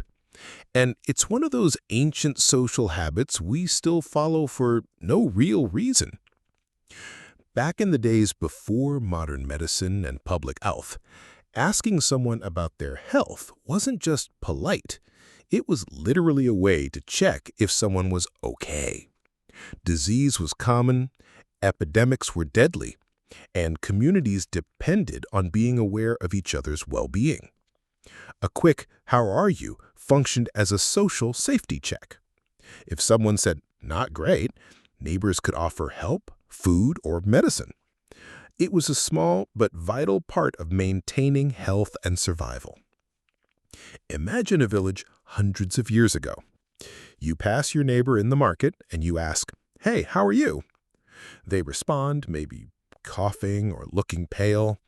That simple greeting isn't casual. It's life-saving information. Communities thrived when people were attentive to each other's health.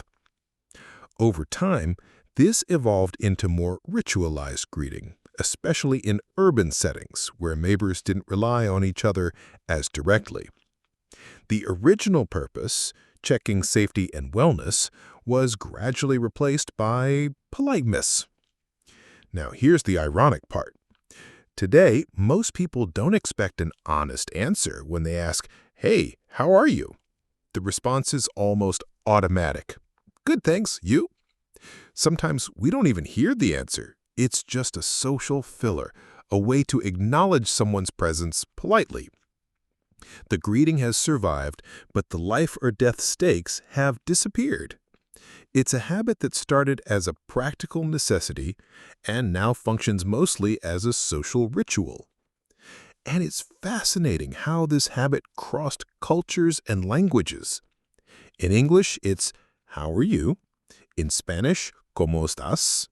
In Japanese, "O genki desu ka?"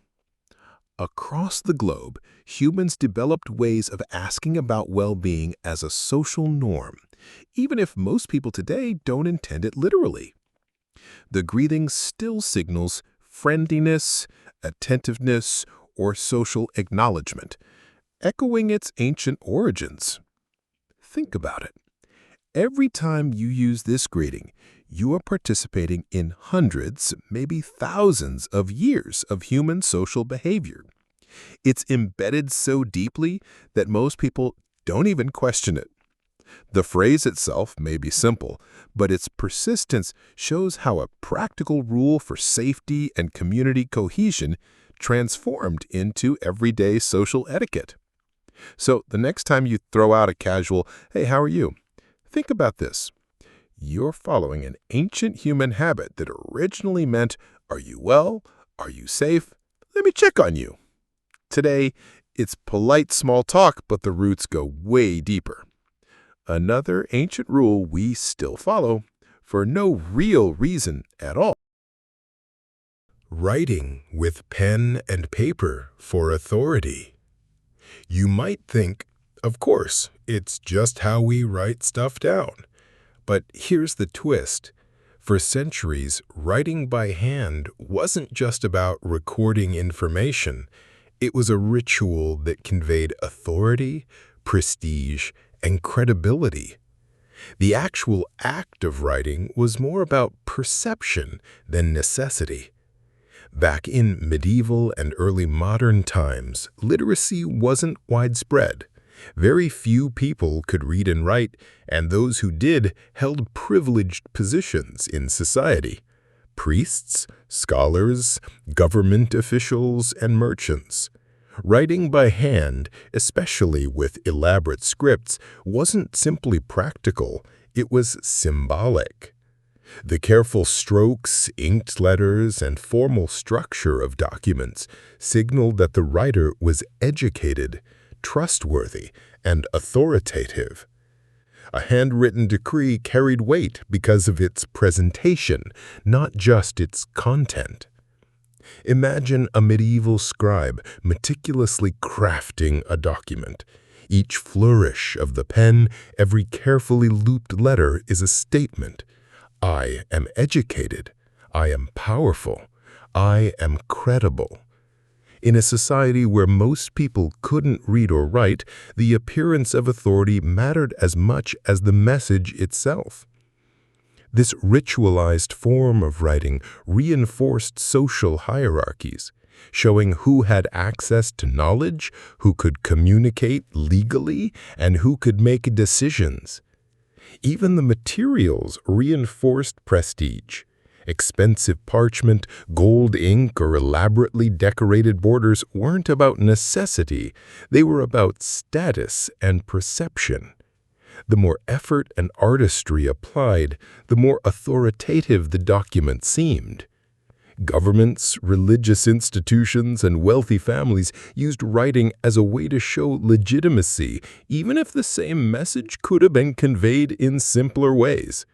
The ritual mattered more than the efficiency. Fast forward to today. Sure, most of us write for practical reasons, notes, emails, letters, but traces of this habit persist. Think about signing documents formally, using cursive for invitations, or keeping handwritten journals. Even in a digital age, handwritten notes, signatures, and formal letters carry an air of credibility and authority that typed messages sometimes lack. The ritual is shifted, but the underlying concept, writing as a symbol of prestige and trust, remains alive. Here's the fascinating part. This ancient habit affects our perception unconsciously.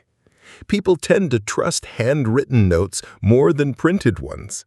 Diplomas, certificates, and official letters often retain flourishes and formal styles, connecting modern practices to a ritualized tradition hundreds of years old. Even though we now have keywords, word processors, and emails, we still value the ritual of careful, intentional writing. Think about it. Every time you write a formal note, sign a document, or keep a journal, you're participating in a thousands of years old social ritual. Writing by hand wasn't just functional, it was a performance, a display of education, authority, and reliability.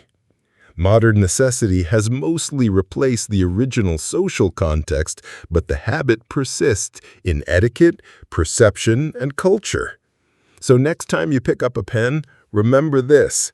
You're not just writing. You're engaging in an ancient ritual of authority and prestige, a practice humans have followed for centuries. Another ancient rule we still follow for no real reason at all. Standing in line. Whether it's at the grocery store, the bank, or waiting for your morning coffee, lining up feels completely normal. But here's the twist. It's actually an ancient social habit that started long before modern etiquette books, dating all the way back to medieval marketplaces. Back in medieval towns and villages, marketplaces were chaotic. Merchants shouted over each other. Customers jostled for goods, and chaos could erupt easily. To maintain social order and fairness, people started forming informal lines. It wasn't about comfort or efficiency at first. It was a practical response to prevent conflict and signal respect. By standing in a line, you showed others that you acknowledged their presence and position. Jumping ahead, that was seen as rude or even dangerous. Imagine a bustling medieval marketplace. You're there to buy bread, but dozens of others are waiting for the same baker. Everyone instinctively falls into a line, hands visible, eyes alert. The order keeps the crowd calm, prevents arguments, and ensures everyone gets a fair chance. What seems mundane today, a simple cue, was actually a socially enforced rule that maintained peace in a noisy, unpredictable environment. Over time, this habit evolved into a broader social norm. As towns grew into cities, standing in line became a symbol of civility, patience, and respect for others. In Europe and Asia, marketplaces, bakeries, banks, and even public transport systems adopted these informal rules. The act of waiting your turn wasn't just practical, it communicated social awareness and self-control. People learned that following the queue meant recognition of others' rights and an understanding of social hierarchy. Here's the fascinating part. Even today, standing in line still carries this weight. When someone cuts ahead, it provokes irritation because it violates a deeply ingrained rule. The original context, preventing chaos in crowded medieval markets, might be gone, but the psychological and social rules remain embedded in our behavior. We line up almost instinctively, even when the risk of conflict is minimal, because our ancestors trained us to respect social order. Think about how this applies to other areas of life too. Waiting in line isn't just physical, it's metaphorical. We follow procedures, take turns speaking, and respect schedules in ways that mimic the ancient social rules of marketplaces.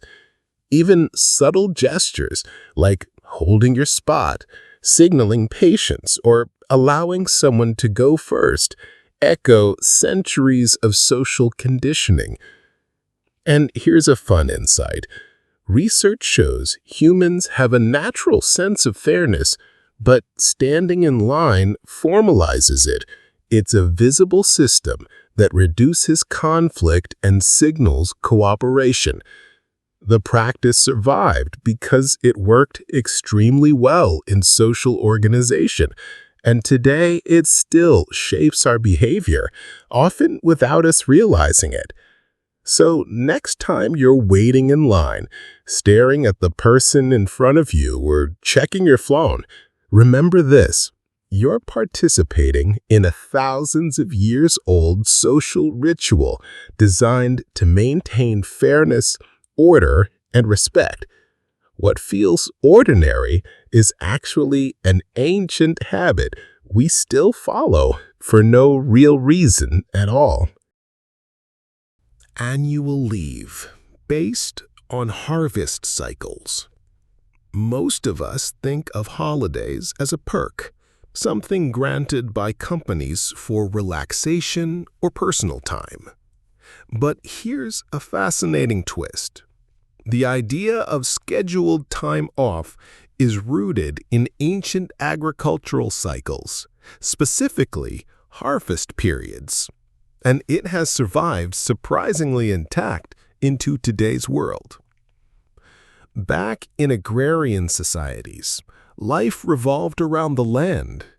Crops needed planting, tending, and harvesting, and these activities dictated the rhythm of daily work. Farmers, laborers, and even artisans would follow strict seasonal schedules. Certain times of the year were so busy that everyone had to work long hours, while other periods, like after the harvest, naturally allowed for rest and celebration. This was the original time off, not as a luxury, but as a practical necessity. Without it, communities would collapse under exhaustion. Imagine a medieval village. Summer arrives, crops are ready for harvest, and everyone works from dawn until dusk.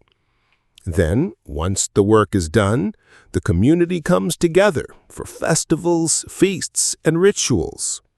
This downtime serves multiple purposes.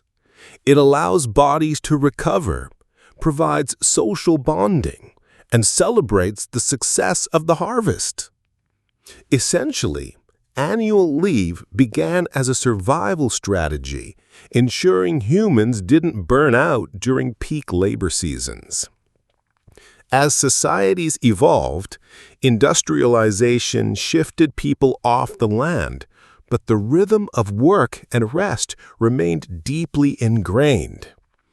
Governments, labor unions, and workplaces recognized the importance of downtime, formalizing holidays, vacations, and annual leave. Even though we no longer harvest crops for a living, The habit of scheduling breaks based on cycles, whether natural or cultural, persisted. Summer vacations, winter holidays, and long weekends echo these ancient patterns. Here's the interesting part. Modern annual leave still carries echoes of its agricultural roots. Many holiday periods coincide with traditional harvest or planting times. In Europe, for example, August has long been a popular vacation month because historically it followed the main harvest.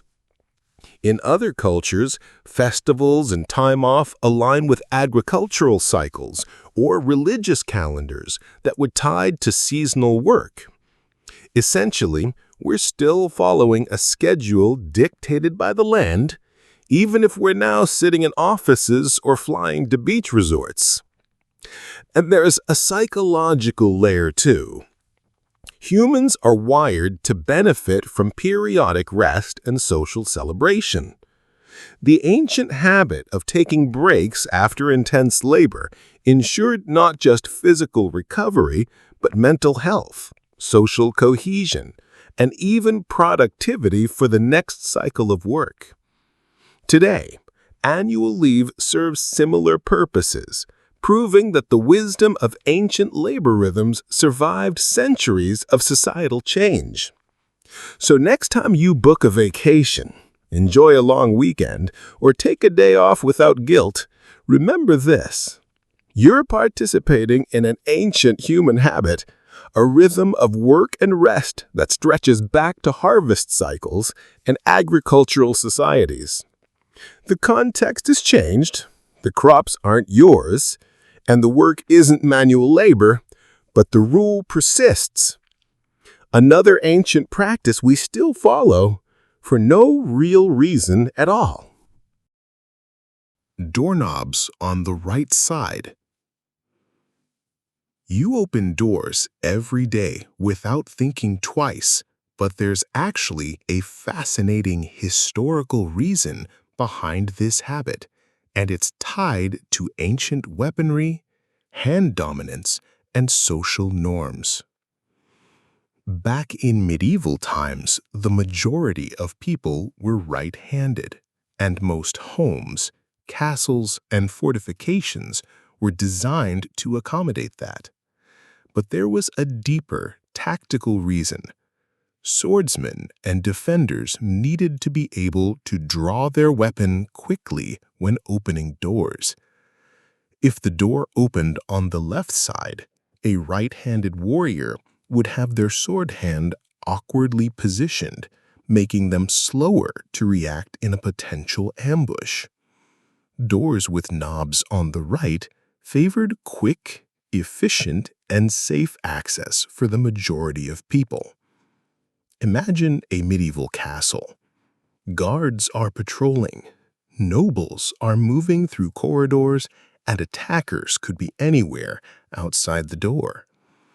A right-handed soldier opens the door with the left hand, keeping the right hand on their sword for defense, or, more commonly, opens with the right hand while swinging the door in a way that allows immediate access to a weapon.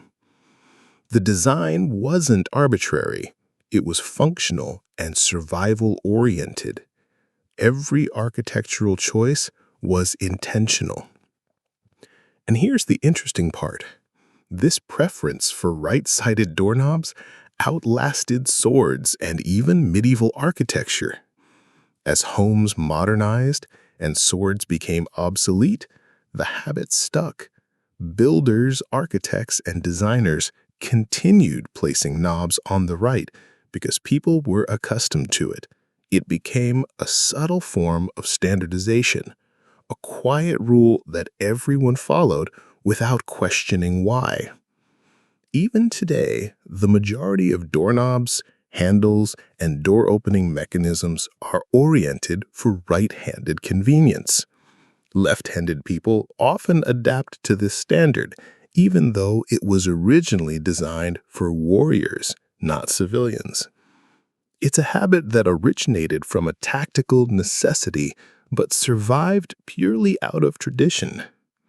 In fact, think about automatic doors, key turns, and even bathroom stall locks. Many still reflect the ancient right-hand preference, a relic of a time when your life could depend on quick access. Here's a fun perspective. Every time you open a door with your right hand, you're unconsciously participating in centuries-old martial strategy. It's a tiny, almost invisible habit, but it's embedded in our daily lives. What started as a survival mechanism for right-handed swordsmen has quietly shaped modern architecture and human behavior for hundreds of years. So, next time you grab a doorknob, twist a handle, or push a door open, remember this: you're following an ancient human habit, one designed for combat efficiency long before doorknobs were decorative or functional conveniences. Another ancient rule we still follow, for no real reason at all. Staircases spiraling clockwise. You've probably walked up or down one at some point, maybe in a hotel, museum, or even a friend's house, and you probably never questioned it. But here's the crazy part. This design choice comes straight out of medieval warfare, and it's one of those habits that has survived for centuries, long after the reason disappeared. Back in medieval times, castles weren't just fancy houses, they were fortresses designed for survival, defense, and intimidation. Every architectural choice had a purpose, and staircases were no exception. Here's the thing. Most people are right-handed, and when swords were the main weapons, being right-handed meant you swung, defended, and fought primarily with your right hand. Castle designers realized that if they made spiral staircases clockwise going up, it gave the defenders at the top a huge advantage over attackers coming from below. Imagine this. You're an enemy soldier trying to storm a castle. You reach the narrow spiral staircase that twists clockwise. You're right-handed, so your sword hand naturally goes to the wall on the inside as you climb. The spiral forces your movements into awkward positions, limiting how effectively you can swing your weapon. Meanwhile, the defender above has their right hand on the outer side, giving them full freedom to attack downward, protected by the staircase wall. Suddenly, what seems like a normal staircase becomes a strategic trap, a choke point where one defender can hold off multiple attackers. Now think about this in context.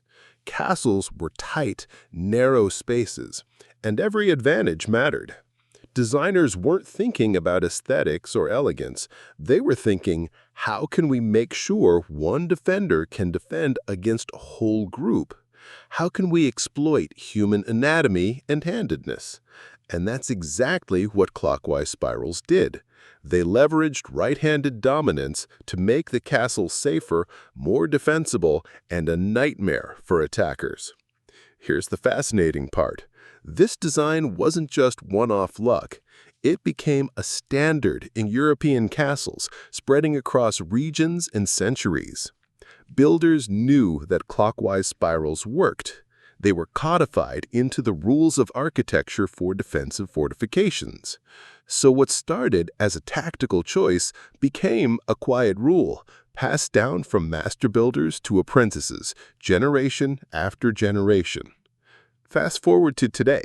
Most spiral staircases aren't designed to fend off attackers anymore. You're not holding a sword as you ascend, and no one is trying to storm your apartment building. Modern architects use spiral stairs for space-saving, aesthetics, or novelty, yet the clockwise habit persisted long after its defensive purpose vanished. And interestingly, left-handed people often find clockwise spirals slightly awkward, showing how the original bias toward right-handed defenders still echoes in modern life. But let's take this a bit further. Have you ever noticed that many castles and old buildings with spiral stairs make you feel slightly disoriented or careful as you climb? That's another part of the design. The narrow, twisting shape slows attackers and forces them to be cautious, which naturally helps the defenders. Modern spiral stairs don't need to slow anyone down, but psychologically, we still move more carefully on them. In a weird way, we're unconsciously following the original defensive rules built hundreds of years ago. Here's a fun anecdote. In some castles, guides will explain that defenders could hold their ground with minimal effort while attackers struggled on the stairs. That tactical thinking shaped the very way humans interacted with space, and that interaction persists today. You might never fight a battle on a spiral staircase, but every time you ascend, you're participating in a 600 to 800-year-old architectural habit. And there's more. Spiral staircases in museums, towers, and even luxury homes often follow the clockwise tradition without anyone realizing it. It's a habit that has survived purely out of convention, a silent nod to human ingenuity and the quirks of history. Designers replicate it because it feels natural, not because anyone still needs to defend themselves with a sword. And yet the legacy is everywhere, shaping how we move, interact with space, and even think about architecture. So the next time you climb a spiral staircase, take a moment. Look at the way it curves. Notice which hand you naturally use to grip the railing, and think about this. You're not just moving up or down a set of steps. You're walking through history, following an ancient human habit designed for survival, strategy, and right-handed dominance. A rule that once saved lives, guided attackers, and structured castles, and now quietly survives in your modern building for no real reason at all. Crazy to think about, right? Something as simple as a spiral staircase connects you directly to medieval warfare, human anatomy, and centuries of architectural wisdom. The next time you step onto one, you're literally living an ancient habit without even realizing it. Windows placed high for privacy.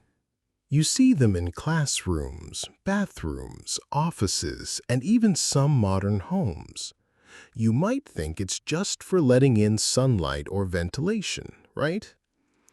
Well, here's the surprising part. This habit actually originated from centuries-old rules about privacy and security. And the tradition continues today, long after the original reasons are mostly gone. Back in medieval towns, streets were narrow, buildings were crowded, and privacy was a luxury. People wanted to see outside without being seen, and they didn't have curtains, frosted glass, or modern blinds. So architects designed high windows, tall enough that you could look out for sunlight, fresh air, or approaching visitors, but not low enough for neighbors or strangers to peer in. It was a simple but effective rule. Keep your life private while staying aware of the world around you. Imagine a medieval street in Europe. Children are playing outside, merchants are shouting from market stalls, and neighbors are chatting over fences. Inside a home, the family wants sunlight and airflow, but they also want their daily life shielded from prying eyes. A high window lets the sunlight pour in, gives the breeze a way to enter, and still keeps the room private. This architectural choice wasn't about style or beauty. It was about safety, comfort, and social norms. And here's the kicker. These high windows also served a security purpose. Break-ins were common, so placing windows higher on walls made it harder for intruders to enter. It was a clever combination of privacy and defense. The higher the window, the safer the home, and the more control you had over your private space. Essentially, It was an early version of personal boundaries built into architecture. Fast forward to modern times. We have locks, alarms, cameras, and even frosted or tinted glass. Technically, we don't need high windows for privacy or security anymore. Yet architects and designers still often place them high. Why? Because the habit stuck, and there's a psychological comfort in it. High windows still give rooms a sense of security, maintain a degree of privacy, and allow for natural light, without people realizing the design choice is centuries old. Here's something interesting. High windows also influence how we interact with the space. When sunlight comes in from above, it brightens the room without exposing occupants, making spaces feel open yet safe. The design subtly tells our brains, you're protected, you can see out, you're not on display. That's a direct echo of medieval reasoning, applied in ways we don't even consciously think about. And it's everywhere. Schools, hospitals, offices, even high-rise apartments use high windows for classrooms or stairwells.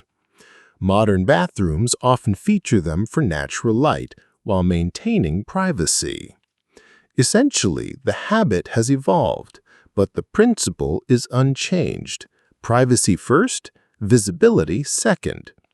People continue to follow this centuries-old rule even though the world has changed around them. Here's a fun reflection.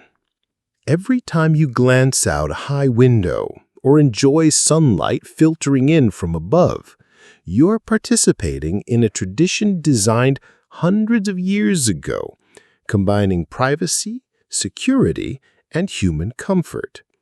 It's fascinating how something that started as a practical solution in cramped, crowded medieval towns has silently survived into our modern lives, shaping how we design spaces, experience light, and feel safe indoors. So next time you notice a high window, take a moment to appreciate it. You're not just looking at architecture, you're walking in the footsteps of centuries of design thinking, following an ancient habit that protected privacy long before locks, alarms, or curtains existed. Another ancient rule we still follow for no real reason at all. Rooms in specific cardinal directions.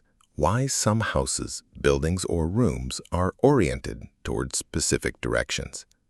Maybe your bedroom faces east, your kitchen faces south, or your office has windows pointing north. It might seem like an arbitrary choice, or maybe just an architectural quirk. But here's the fascinating part. This habit is rooted in ancient beliefs, practical logic, and even astrology, and we still follow it today, even when the original reasons don't fully apply. First, let's go way back. Long before air conditioning or electric lights, humans paid close attention to the sun, wind, and natural elements. East-facing rooms were prized because the morning sun could flood the space with light, gently waking people up. South-facing rooms captured warmth during colder months in the northern hemisphere. North-facing rooms were cooler, perfect for storage or workspaces where overheating was undesirable. Essentially, people were tuning their homes to the natural rhythms of the environment, making life easier and more comfortable. But it didn't stop at practical logic. Ancient cultures often combined direction with spirituality and superstition. In China, for example, feng shui became a guiding principle for arranging rooms, doors, and furniture. East symbolized health and new beginnings. South symbolized fame and recognition. West represented children or creativity. And North was linked to career or wisdom. Astrologers, priests, and architects advised families on where to place bedrooms, kitchens, and altars to align with cosmic energies, believing that following these rules would bring good fortune, health, and prosperity. Imagine a wealthy family in ancient China or India consulting a feng shui master or astrologer before building a house. They carefully positioned rooms so the sun, wind, and cosmic alignments worked in their favor. A misaligned bedroom could be bad luck, a poorly placed kitchen could attract misfortune, and a workspace facing the wrong direction might supposedly reduce productivity. The advice might seem mystical today, but it was taken very seriously, affecting how people lived, worked, and even slept. Fast forward to today. Modern architects still consider cardinal directions for natural lighting, ventilation, and energy efficiency. Even if you're skeptical of astrology or feng shui, you probably appreciate rooms that get morning sun or avoid harsh afternoon heat. The habit of orienting rooms hasn't disappeared. It simply evolved from mystical guidance into practical design, though many people still follow the ancient rules because they feel right or look better without thinking about why. Here's an interesting angle. This practice affects behavior and perception subtly. People naturally prefer rooms with morning sunlight. It can improve mood and circadian rhythm. South-facing kitchens or living rooms feel warmer and more inviting. North-facing workspaces are cooler and less glaring. In other words, ancient practices combined with human biology still influence modern architecture, even if the spiritual or astrological reasoning is mostly forgotten. And it's everywhere. In office buildings, classrooms, homes, and temples, room orientation is rarely random. Builders may not cite feng shui, but instinctively, layouts that feel harmonious, bright, and well-ventilated follow centuries-old patterns. Even smart home technology, like automated blinds or sun-tracking windows, is just a modern twist on an ancient concern with natural light and energy flow. Think about it. Every time you choose a room, notice sunlight in your bedroom, or prefer a cooler workspace, you're participating in a tradition thousands of years old, blending survival logic with cultural superstition. A habit that began as a mix of astronomy, astrology, and human comfort still shapes the way we live today. So the next time you walk into a room and feel naturally comfortable, or instinctively notice the light, warmth, or airflow, remember this: you're following an ancient human habit designed to harmonize your environment with nature, the cosmos, and practical living. Another ancient rule we still follow for no real reason at all. Building fences for boundaries. You walk past them every day, maybe barely noticing them. But have you ever stopped to think why we build them in the first place? Sure, today they mark property lines, keep pets in, or add curb appeal. But here's the interesting twist. Fences have ancient origins as defensive tools, and we're still following the habit today, even when the original purpose has mostly disappeared.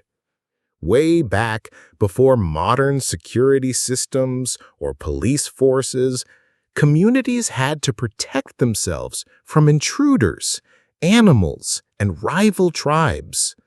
The first fences were essentially primitive fortifications. Farmers built wooden stakes, hedges, or stone walls around their crops to prevent theft by humans or destruction by animals. Homes and villages were often surrounded by fences or walls to keep people out and maintain control over space.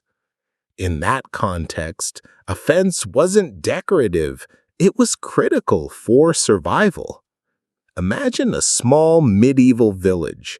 Fields full of wheat or corn are vulnerable to hungry neighbors, roaming livestock, or bandits passing through.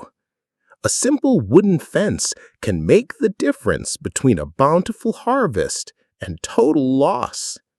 At the same time, walls and fences around homes provided protection at night, a physical barrier that bought families time to react if someone tried to break in. Fences were essentially ancient security systems, long before locks, alarms, or cameras existed. Interestingly, fences weren't just practical, they were also social signals. The height, materials, and style of the fence communicated wealth, status, and ownership. A tall, sturdy fence showed the family had resources and wanted to display authority over their land. A modest hedge might signal humility or community integration. In other words, fences combined protection with social messaging, letting everyone know who controlled the space. Fast forward to today, most fences are no longer about survival or protection from intruders. In urban neighborhoods, fences are often decorative or symbolic. They mark property lines, add aesthetic appeal, or keep pets and kids safe. But even though the danger that originally justified fences is mostly gone, the habit persists. People instinctively build boundaries because it feels orderly, safe, and socially appropriate, just like our ancestors did. Here's a fun perspective. Fences subtly affect behavior, even now. A yard with a fence feels contained and private. Neighbors respect boundaries, children play safely, and people generally feel a sense of control over their space. We're still influenced by the psychological function of boundaries, a direct echo of the defensive origins of fences. Essentially, the habit has shifted from physical protection to social and psychological reassurance. And it's everywhere. Think about gated communities, suburban homes, or even parks. Many fences don't keep anyone out. They're just visual cues for territory, much like they were in ancient villages. Even low garden fences, decorative pickets, or wrought iron railings maintain the sense of control and order that motivated humans to build fences thousands of years ago. So, next time you glance at a fence while walking or driving, pause for a second. You're not just looking at a piece of wood or iron. You're observing an ancient human habit, a practice born from survival, protection, and social signaling. A rule that started with defense against bandits and animals now persists as decoration, privacy, and order in our modern lives. Another ancient rule we still follow for no real reason at all. Ceiling heights signaling wealth. You walk into a room and it feels either cozy or grand. But did you know that the height of a ceiling historically sent a clear message about wealth and status? And here's the wild part. Even today, we still follow that habit, often without realizing it. Back in ancient times, building materials and construction methods were expensive and labor-intensive. Raising walls higher wasn't just a matter of aesthetics, it was a financial statement. Only the wealthy could afford to construct tall ceilings, because taller rooms required more wood, stone, or other building materials, plus more skilled labor. So a grand hall with soaring ceilings immediately communicated, "I have wealth, power, and influence." Meanwhile, modest homes for peasants and laborers had low ceilings, which were cheaper to build and easier to heat or maintain. Imagine walking into a medieval manor or a Renaissance palace. You step into a room where the ceilings stretch high above your head and your eyes are drawn upward. That vertical space isn't just functional, it's symbolic. It's telling you this is the space of someone important. You are entering a world of prestige. Guests would feel small in comparison, reinforcing social hierarchy without a word being spoken. It was an architectural language of status. There's another interesting dimension: climate and ventilation. In regions with warmer weather, high ceilings helped keep rooms cooler by allowing hot air to rise above the living space. So these grand ceilings served a dual purpose: practical comfort and visual display of wealth. The wealthier you were, the more space you could afford to allocate just for comfort or for showing off. In colder regions, lower ceilings were more energy efficient, so ceiling height also communicated adaptation to environment alongside social status. Fast forward to today.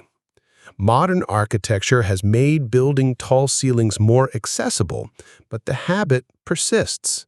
High ceilings are still associated with luxury, spaciousness, and grandeur.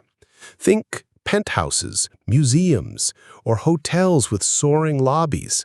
The effect is the same. People immediately perceive status, elegance, and importance. Even if you live on a modest apartment, developers and interior designers often play with ceiling height to give a feeling of openness or sophistication. That psychological effect is a direct inheritance from centuries-old social rules. Here's a fun thought. Our brains are wired to respond to space and scale. High ceilings make rooms feel more open and liberating. They can inspire creativity, elevate mood, and even subtly influence how you perceive the people in that space. So the habit of associating height with status isn't just cultural, it's partly psychological. Ancient builders figured this out without MRI scans or brain studies. They just noticed what made spaces impressive and desirable. And it's everywhere. Luxury homes, corporate offices, restaurants, even lecture halls all use higher ceilings to convey importance and wealth. Low ceilings, by contrast, signal intimacy or modesty. Even in modern design, we unconsciously follow the rule: if you want a room to feel impressive, raise the ceiling. It's an ancient habit surviving in contemporary life. So next time you walk into a grand lobby or a room with a low, cozy ceiling, take a moment to think about what's really happening. You're not just noticing architecture, you're experiencing centuries of human social signaling, a habit designed to communicate status, wealth, and comfort. Another ancient rule we still follow for no real reason at all. Front porch culture has a deep history. You've probably sat on one, waved to neighbors, or enjoyed a cup of coffee there. But did you know that the front porch started as a survival and social tool, and its modern role is mostly aesthetic or leisurely?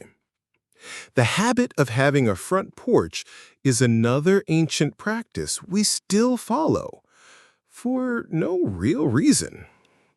Back in the days before alarm systems, cameras, and police patrols, homes weren't just places of comfort. They were strategic lookout points. People needed to see who was approaching, whether it was a neighbor, a traveling merchant, or someone with less honorable intentions. The front porch became an observation platform, allowing residents to monitor their surroundings without leaving the safety of their home.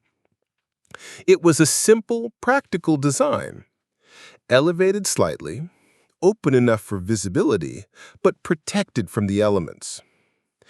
Imagine a small town in the 18th or 19th century. Life was slower, but danger could come in many forms: roaming thieves, stray animals, or even local disputes. A front porch allowed residents to assess visitors, watch children play, and observe daily activities on the street. In essence, it was a human surveillance system, integrated seamlessly into architecture. People were constantly aware of their environment, but the porch made it safe, convenient, and socially acceptable. There was also a strong social component. Porches weren't just for defense, they were a community hub.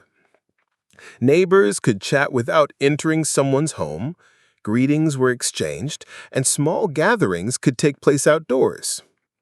In some cultures, the front porch even served as a stage for showing status or hospitality.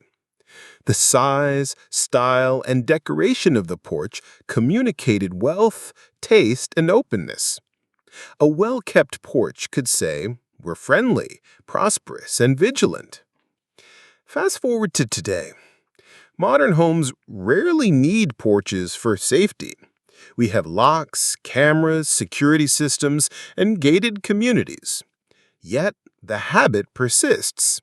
People still build front porches, sometimes tiny, sometimes grandiose, not for protection, but for aesthetic appeal, leisure, and social ritual.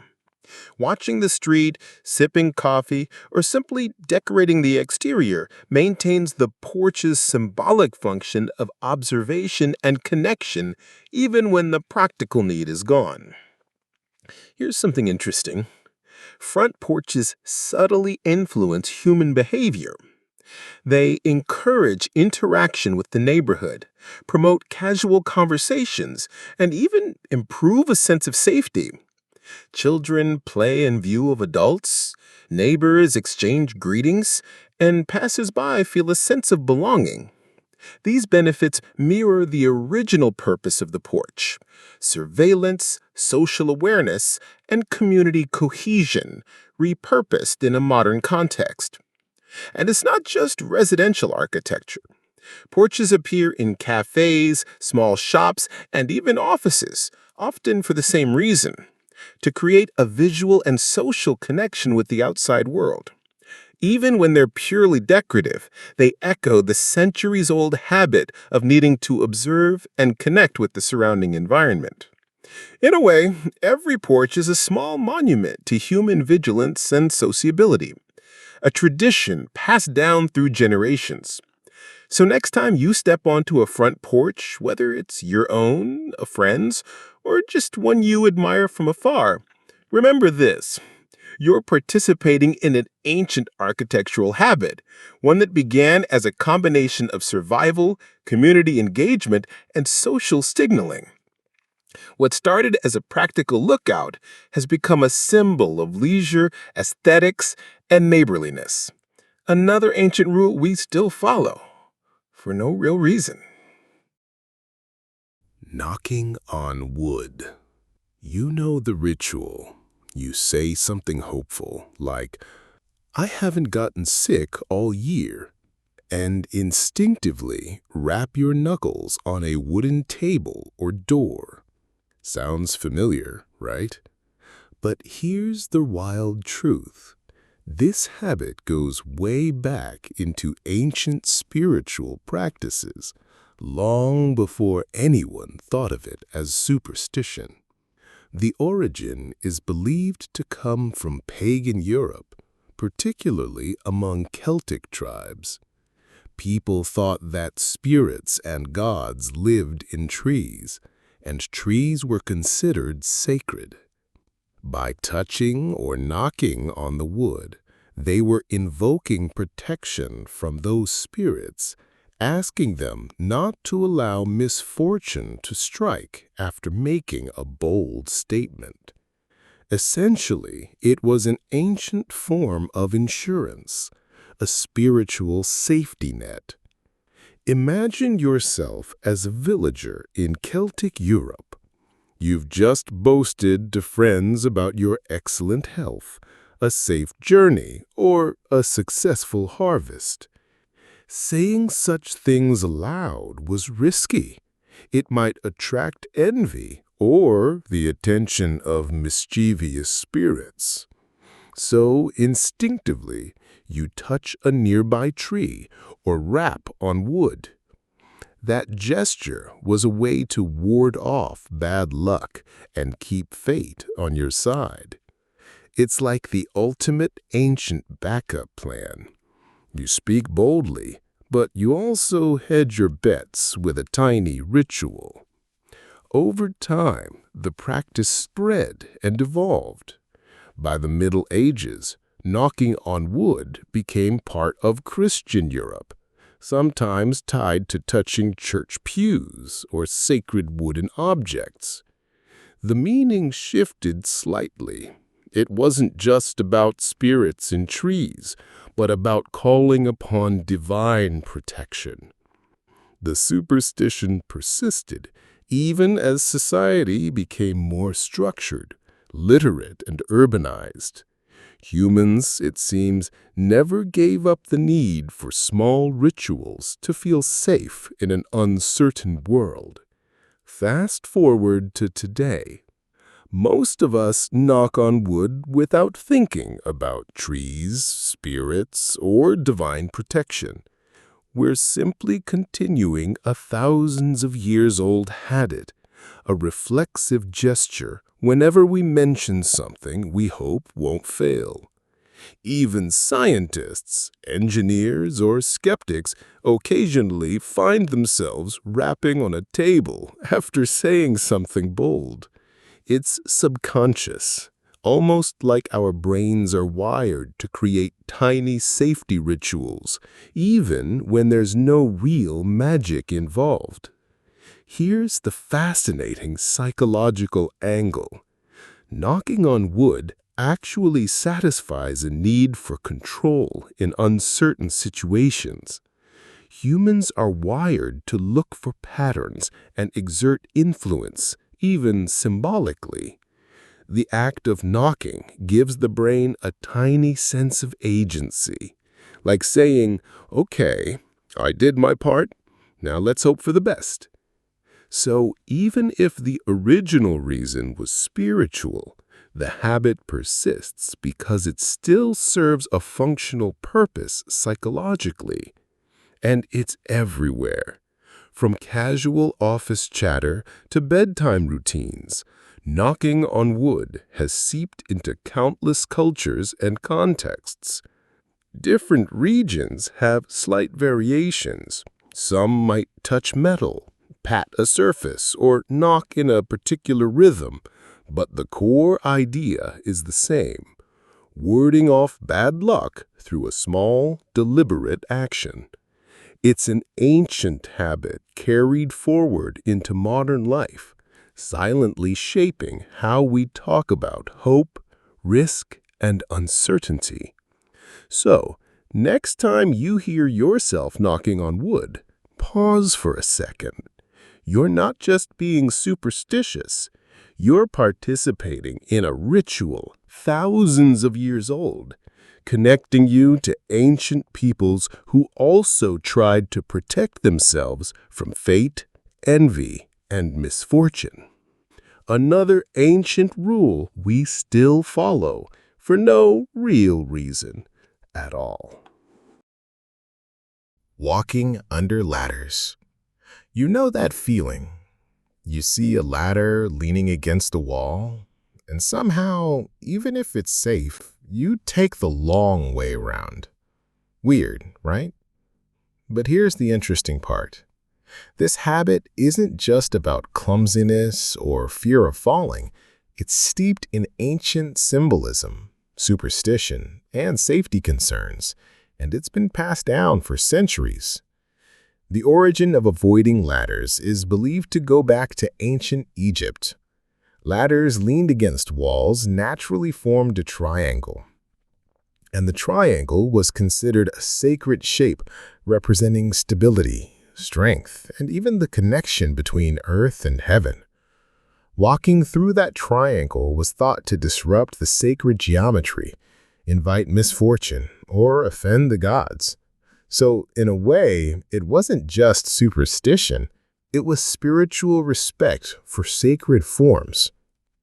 Imagine being an ancient Egyptian artisan working on a temple or tomb.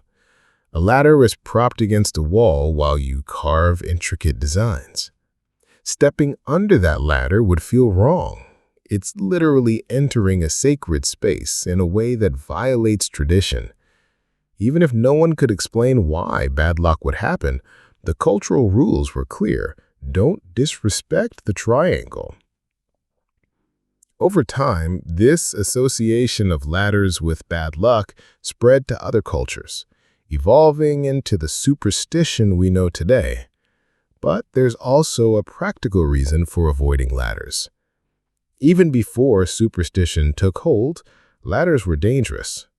Leaning a ladder against a wall creates a precarious structure. Walking underneath it could result in objects falling, the ladder tipping, or someone accidentally knocking you. So naturally, people developed a habit of going around it, a simple safety measure that eventually got intertwined with symbolic thinking. Safety became superstition, and superstition became cultural habit. By the Middle Ages in Europe, this idea morphed further. Ladders leaned against walls were often associated with crucifixion symbolism, forming a triangle with the wall and the ground. Stepping under a ladder was seen as disrespecting the cross or tempting fate. The superstition became ingrained in everyday life. Even today, people might avoid ladders at weddings, construction sites, or public spaces without realizing they're following a centuries-old rule that mixed religion, geometry, and practical safety. Fast forward to modern times. Ladders aren't sacred. Crosses aren't feared in daily life, and most of us understand basic safety. Yet we still instinctively avoid walking under them. Psychologists suggest this is a cultural habit reinforced over generations. Even in urban environments where superstition has less influence, we feel uneasy walking under a ladder. It's almost reflexive, the tiny, subconscious rule our brains inherited from centuries of tradition. And here's the fun twist. This habit also subtly influences how we design and navigate spaces. Construction zones, warehouses, and even homes with lofts consider ladder placement to reduce the need for people to step underneath. The cultural memory of danger, combined with superstition, shapes behavior, architecture, and even safety protocols. A rule born of spirituality and practicality quietly survives centuries later in our daily movements. Think about it. Every time you see a ladder and instinctively step aside, you're participating in a ritual thousands of years old, one that blends geometry, religion, superstition, and safety. It's fascinating how a simple action like walking around a ladder carries such a deep historical footprint. Another ancient rule we still follow, for no real reason at all. Friday the 13th fears. You know the feeling. You check the calendar, see that the 13th lands on a Friday, and suddenly you feel a twinge of caution. Some people postpone trips, avoid making big decisions, or just brace themselves mentally. It seems like a quirky modern belief, right?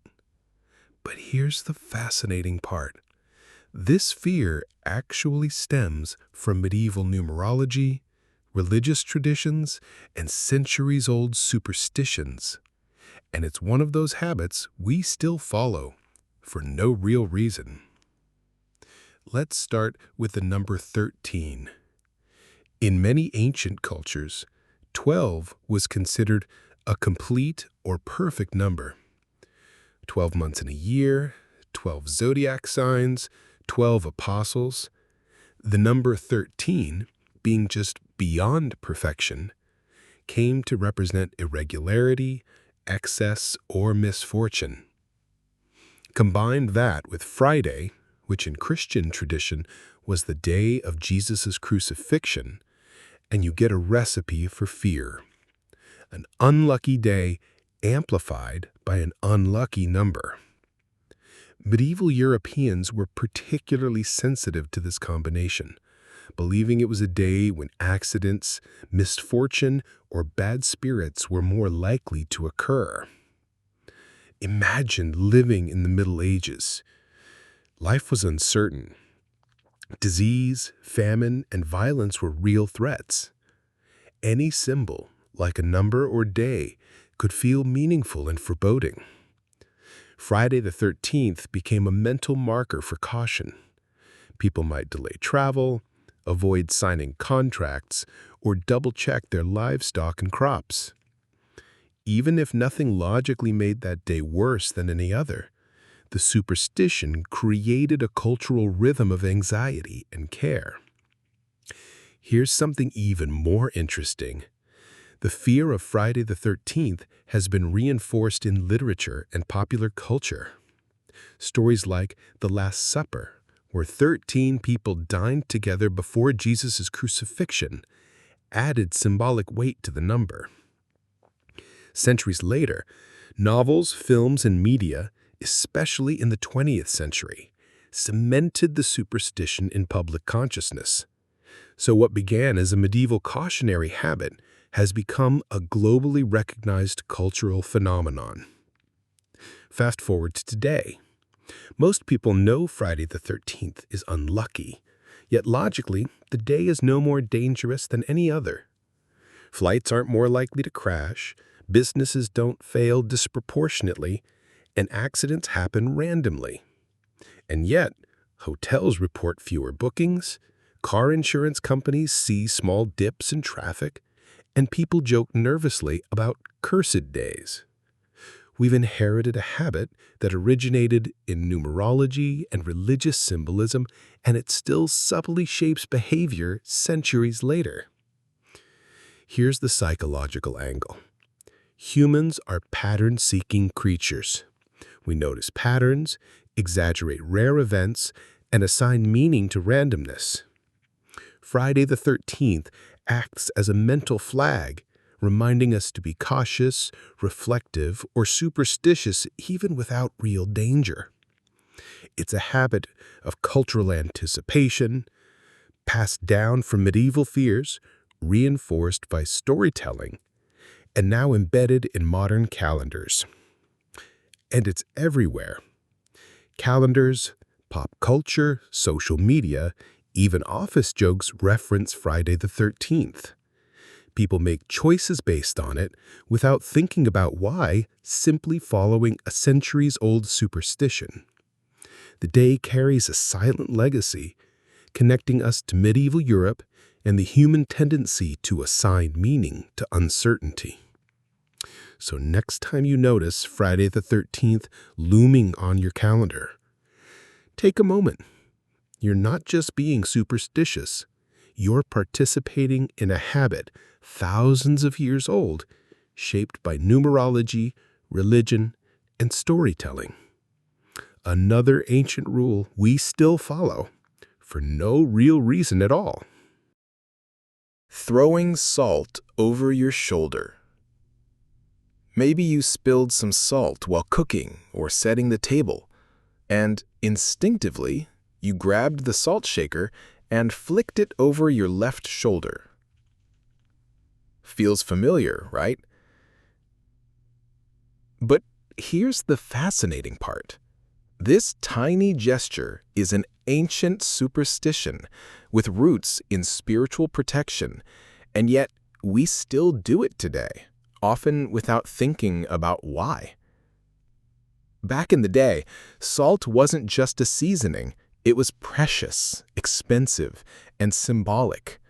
In many cultures, salt represented purity, protection, and life itself. Spilling it was considered a bad omen, almost like wasting something sacred. People believed that spilling salt could attract misfortune, spirits, or even demons, because the action itself disrupted balance and order. To counteract this, tossing a pinch of salt over your left shoulder became a quick and effective ritual. Why the left shoulder? That's another fascinating detail. In many ancient traditions, the left side was associated with evil forces or malevolent spirits. By throwing salt over your left shoulder, you were blinding or warding off any evil lurking behind you, keeping yourself safe from bad luck. It's like a tiny shield against cosmic misfortune, an ancient form of proactive defense. Imagine a medieval kitchen. A cook accidentally tips over the salt, spilling crystals across the floor. In that moment, a quick flick over the shoulder isn't just superstition, it's a ritual to restore balance and ward off unseen dangers. Friends or family might chuckle, but everyone understood the significance. Small gestures could influence fate, even in subtle ways. Over time, this superstition spread across cultures and evolved. In Italy, spilling salt was considered particularly unlucky, inspiring the phrase, "To spill the salt is to invite bad luck." In England, it became a widely recognized superstition. And by the time the Renaissance rolled around, throwing salt over the shoulder had become a common ritual in households across Europe. The act moved beyond religion and superstition. It became part of social tradition, a little shared habit everyone did when salt was spilled.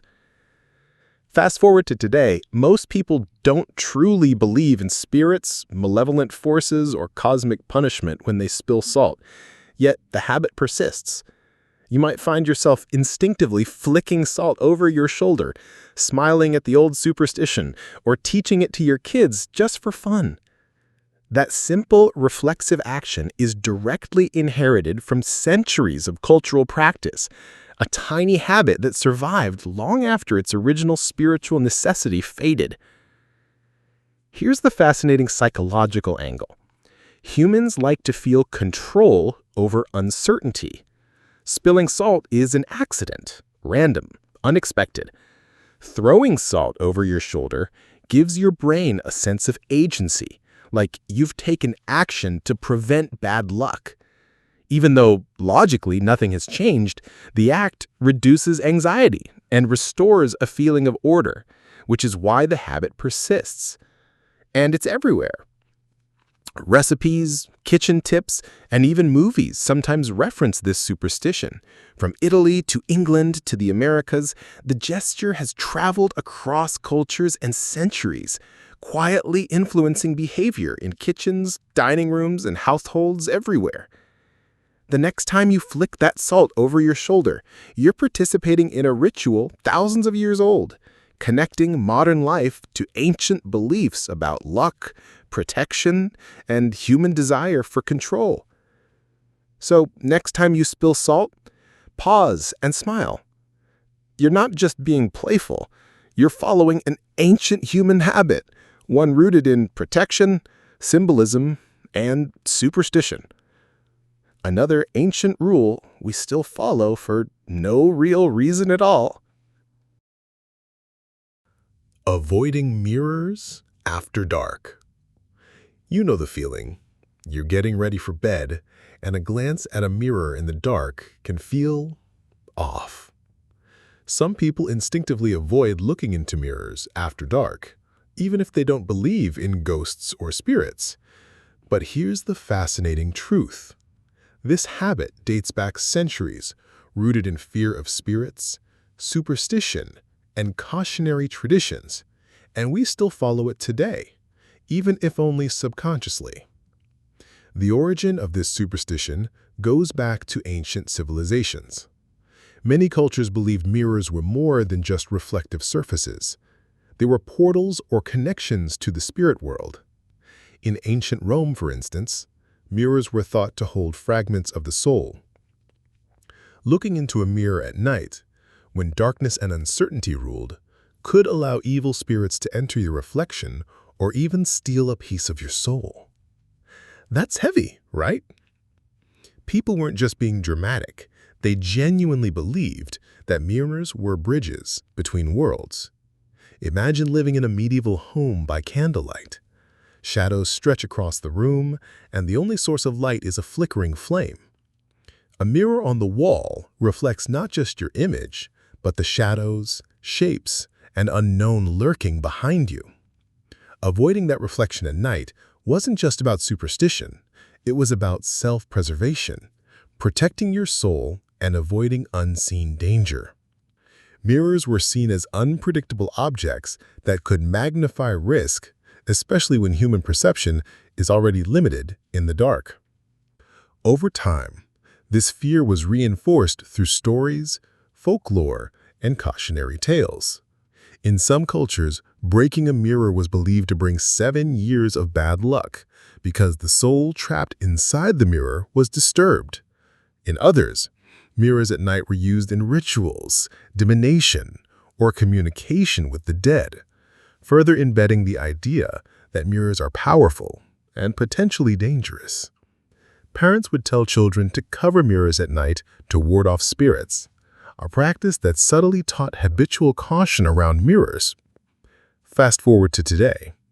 Most of us don't literally believe a mirror will steal our soul, but the habit persists in subtle ways. People still avoid looking into mirrors in dark hallways, bedrooms, or basements late at night. Horror movies exploit this instinct, reinforcing the cautionary behavior, while mirrors in bedrooms are sometimes covered or positioned carefully. Psychologists suggest that fear of mirrors at night taps into our brain's pattern recognition and threat detection systems. In darkness, reflections can create ambiguous shapes, tricking the brain into imagining threats. The ancient belief has merged with human psychology to keep the caution alive. Here's the interesting angle. Avoiding mirrors at night combines superstition, social teaching, and survival instinct. Even when the literal fear of spirits is gone, the habit is embedded in cultural storytelling and collective memory. You might chuckle at the idea today, but the action of pausing before a mirror in the dark is centuries of human experience encoded into behavior. A little nod to our ancestors who genuinely feared the unseen. And it's everywhere. Literature, movies, folklore, and even interior design carry echoes of this caution. Bedrooms in traditional homes often had mirrors angled or covered to avoid bad luck, and stories warned children against gazing into reflective surfaces at night.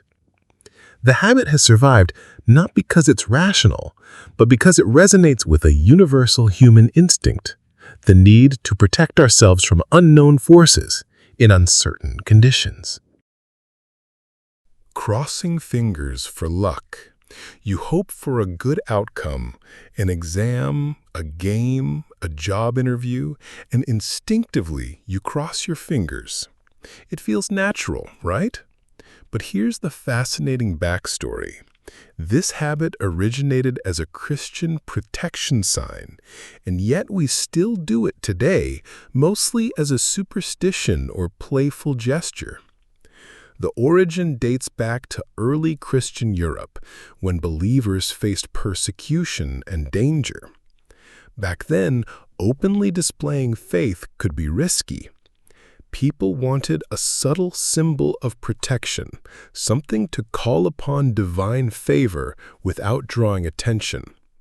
Crossing your fingers created the shape of a cross, a sacred Christian symbol, and allowed individuals to silently invoke protection or blessings.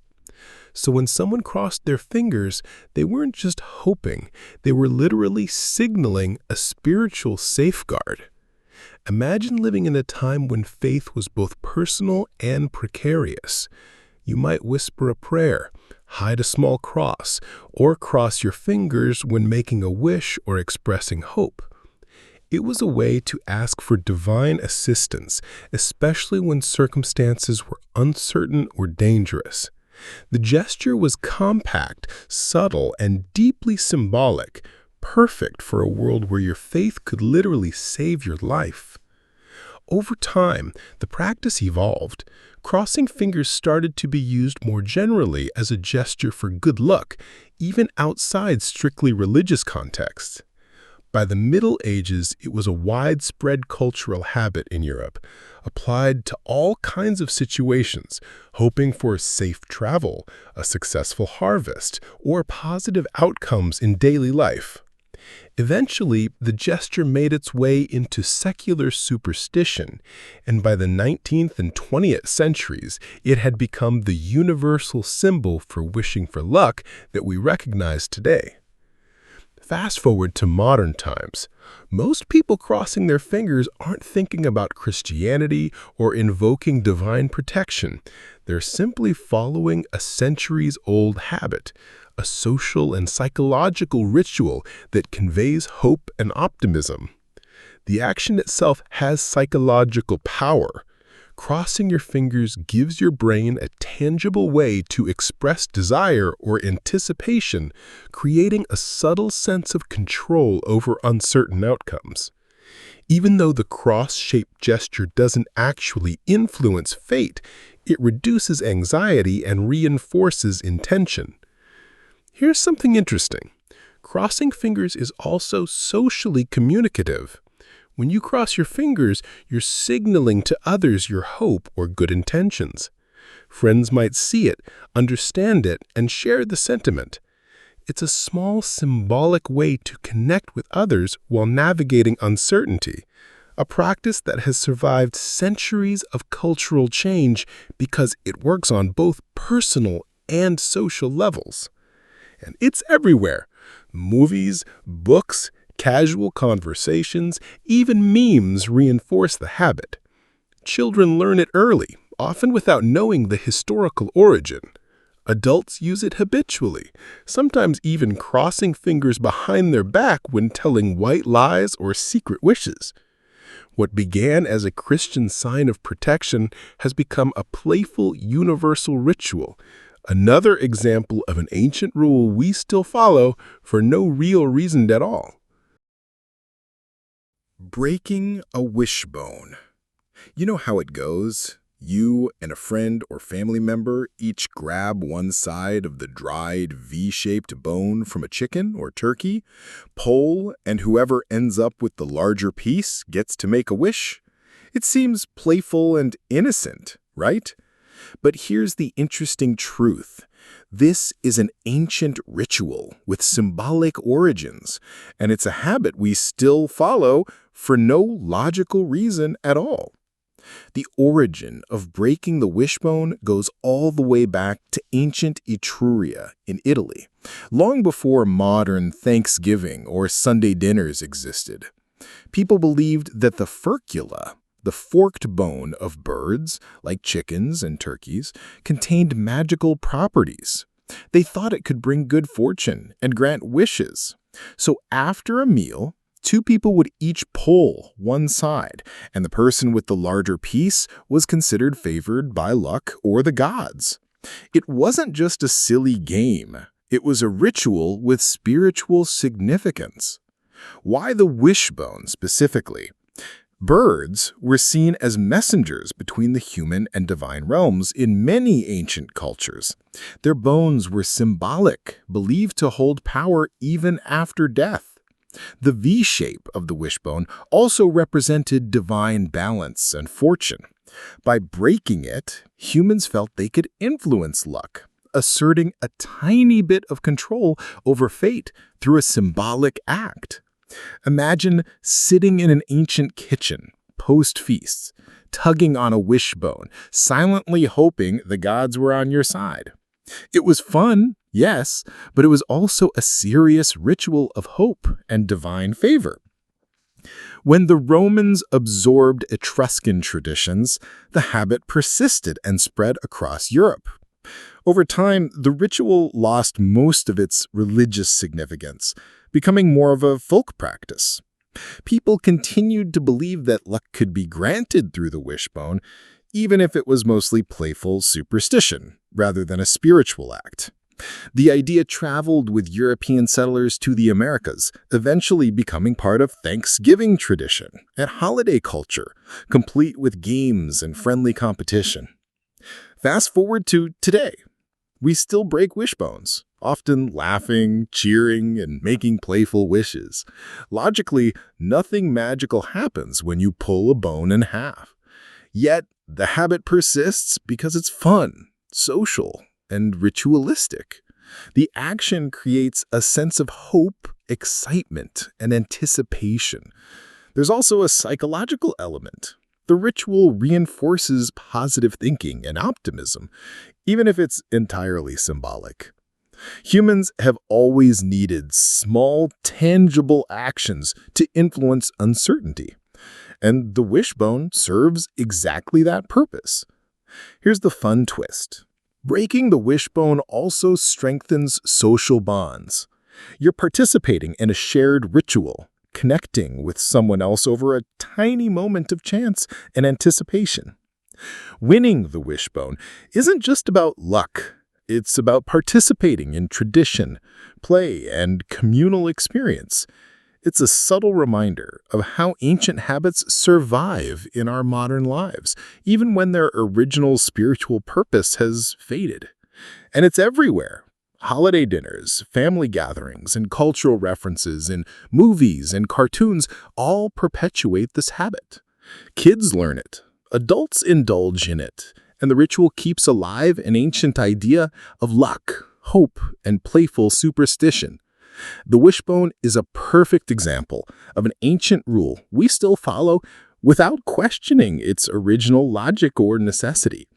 So next time you pull a wishbone, pause and smile. You're not just playing a game, you're participating in a thousands of years old ritual, connecting modern life to ancient beliefs about luck, the divine, and human hope. Another ancient rule we still follow for no real reason at all. Horseshoes above doors. You've seen it countless times on old houses, rustic cottages, even modern homes with a vintage touch. Some people swear it brings luck. Others see it purely as decoration. But here's the fascinating truth. This habit originated as an ancient protection ritual, and yet today we mostly follow it for aesthetics or tradition, often without thinking about why. The practice goes back to ancient Europe, especially among Celtic and early medieval societies. Horseshoes were made of iron, a material believed to have magical protective properties. Iron was thought to ward off evil spirits, witches, and malevolent forces. Hanging a horseshoe over the main entrance of a home was like creating a protective barrier. It was meant to shield the household from harm and attract good fortune. People weren't just being superstitious, they were integrating a practical symbol of security into their homes. Now, there's a fun detail. The orientation of the horseshoe matters, at least according to tradition. Some cultures insist the horseshoe should be pointing upwards, like a U, to catch and hold good luck. Others prefer it pointing downward, believing it showers luck onto everyone who passes through the doorway. Either way, the ritual was about invoking protection and prosperity, a simple but powerful symbolic act in a world full of uncertainty. Imagine life in medieval Europe. Homes were vulnerable to intruders, disease, and misfortune. People believed that evil spirits could enter through doors and windows, influencing everything from health to wealth. Hanging a horseshoe wasn't just about luck, it was a preventative measure, a way to control the uncontrollable. Iron, the shape of the horseshoe, and the act of placing it above the door all combined to form a protective ritual that literally kept ancient people feeling safer. Over centuries, the horseshoe tradition spread across Europe, mixing with local beliefs, Christian symbolism, and folklore. Blacksmiths were revered because they worked with iron, further enhancing the horseshoe's mystical aura. By the time Europeans settled in America, the horseshoe had already established itself as a symbol of protection and luck, and it was naturally incorporated into new homes and communities. Fast forward to modern times. Most people today hang horseshoes for decoration or tradition rather than spiritual protection, yet the gesture persists because it carries psychological comfort. There's something reassuring about marking the entrance of your home with a symbol of safety and good fortune, even if you don't truly believe in its mystical powers. It's a tiny act that creates a sense of control and hope in the otherwise unpredictable flow of life. Here's another interesting angle. The horseshoe also influences social perception. A visible horseshoe can communicate hospitality, charm, and cultural awareness. Even when it's purely decorative, it carries echoes of centuries of belief, subtly connecting modern homeowners to ancient rituals, folklore, and protective practices. It's an example of how human beings carry forward habits for psychological and social benefit long after the original purpose fades. And it's everywhere. From homes in rural Europe to urban apartments with tiny balcony fences, the horseshoe remains a familiar symbol. People might laugh at it, admire it, or include it as part of a wedding tradition. But in doing so, they're participating in an ancient human habit, one rooted in protection, superstition, and symbolism. Another ancient rule we still follow for no real reason at all.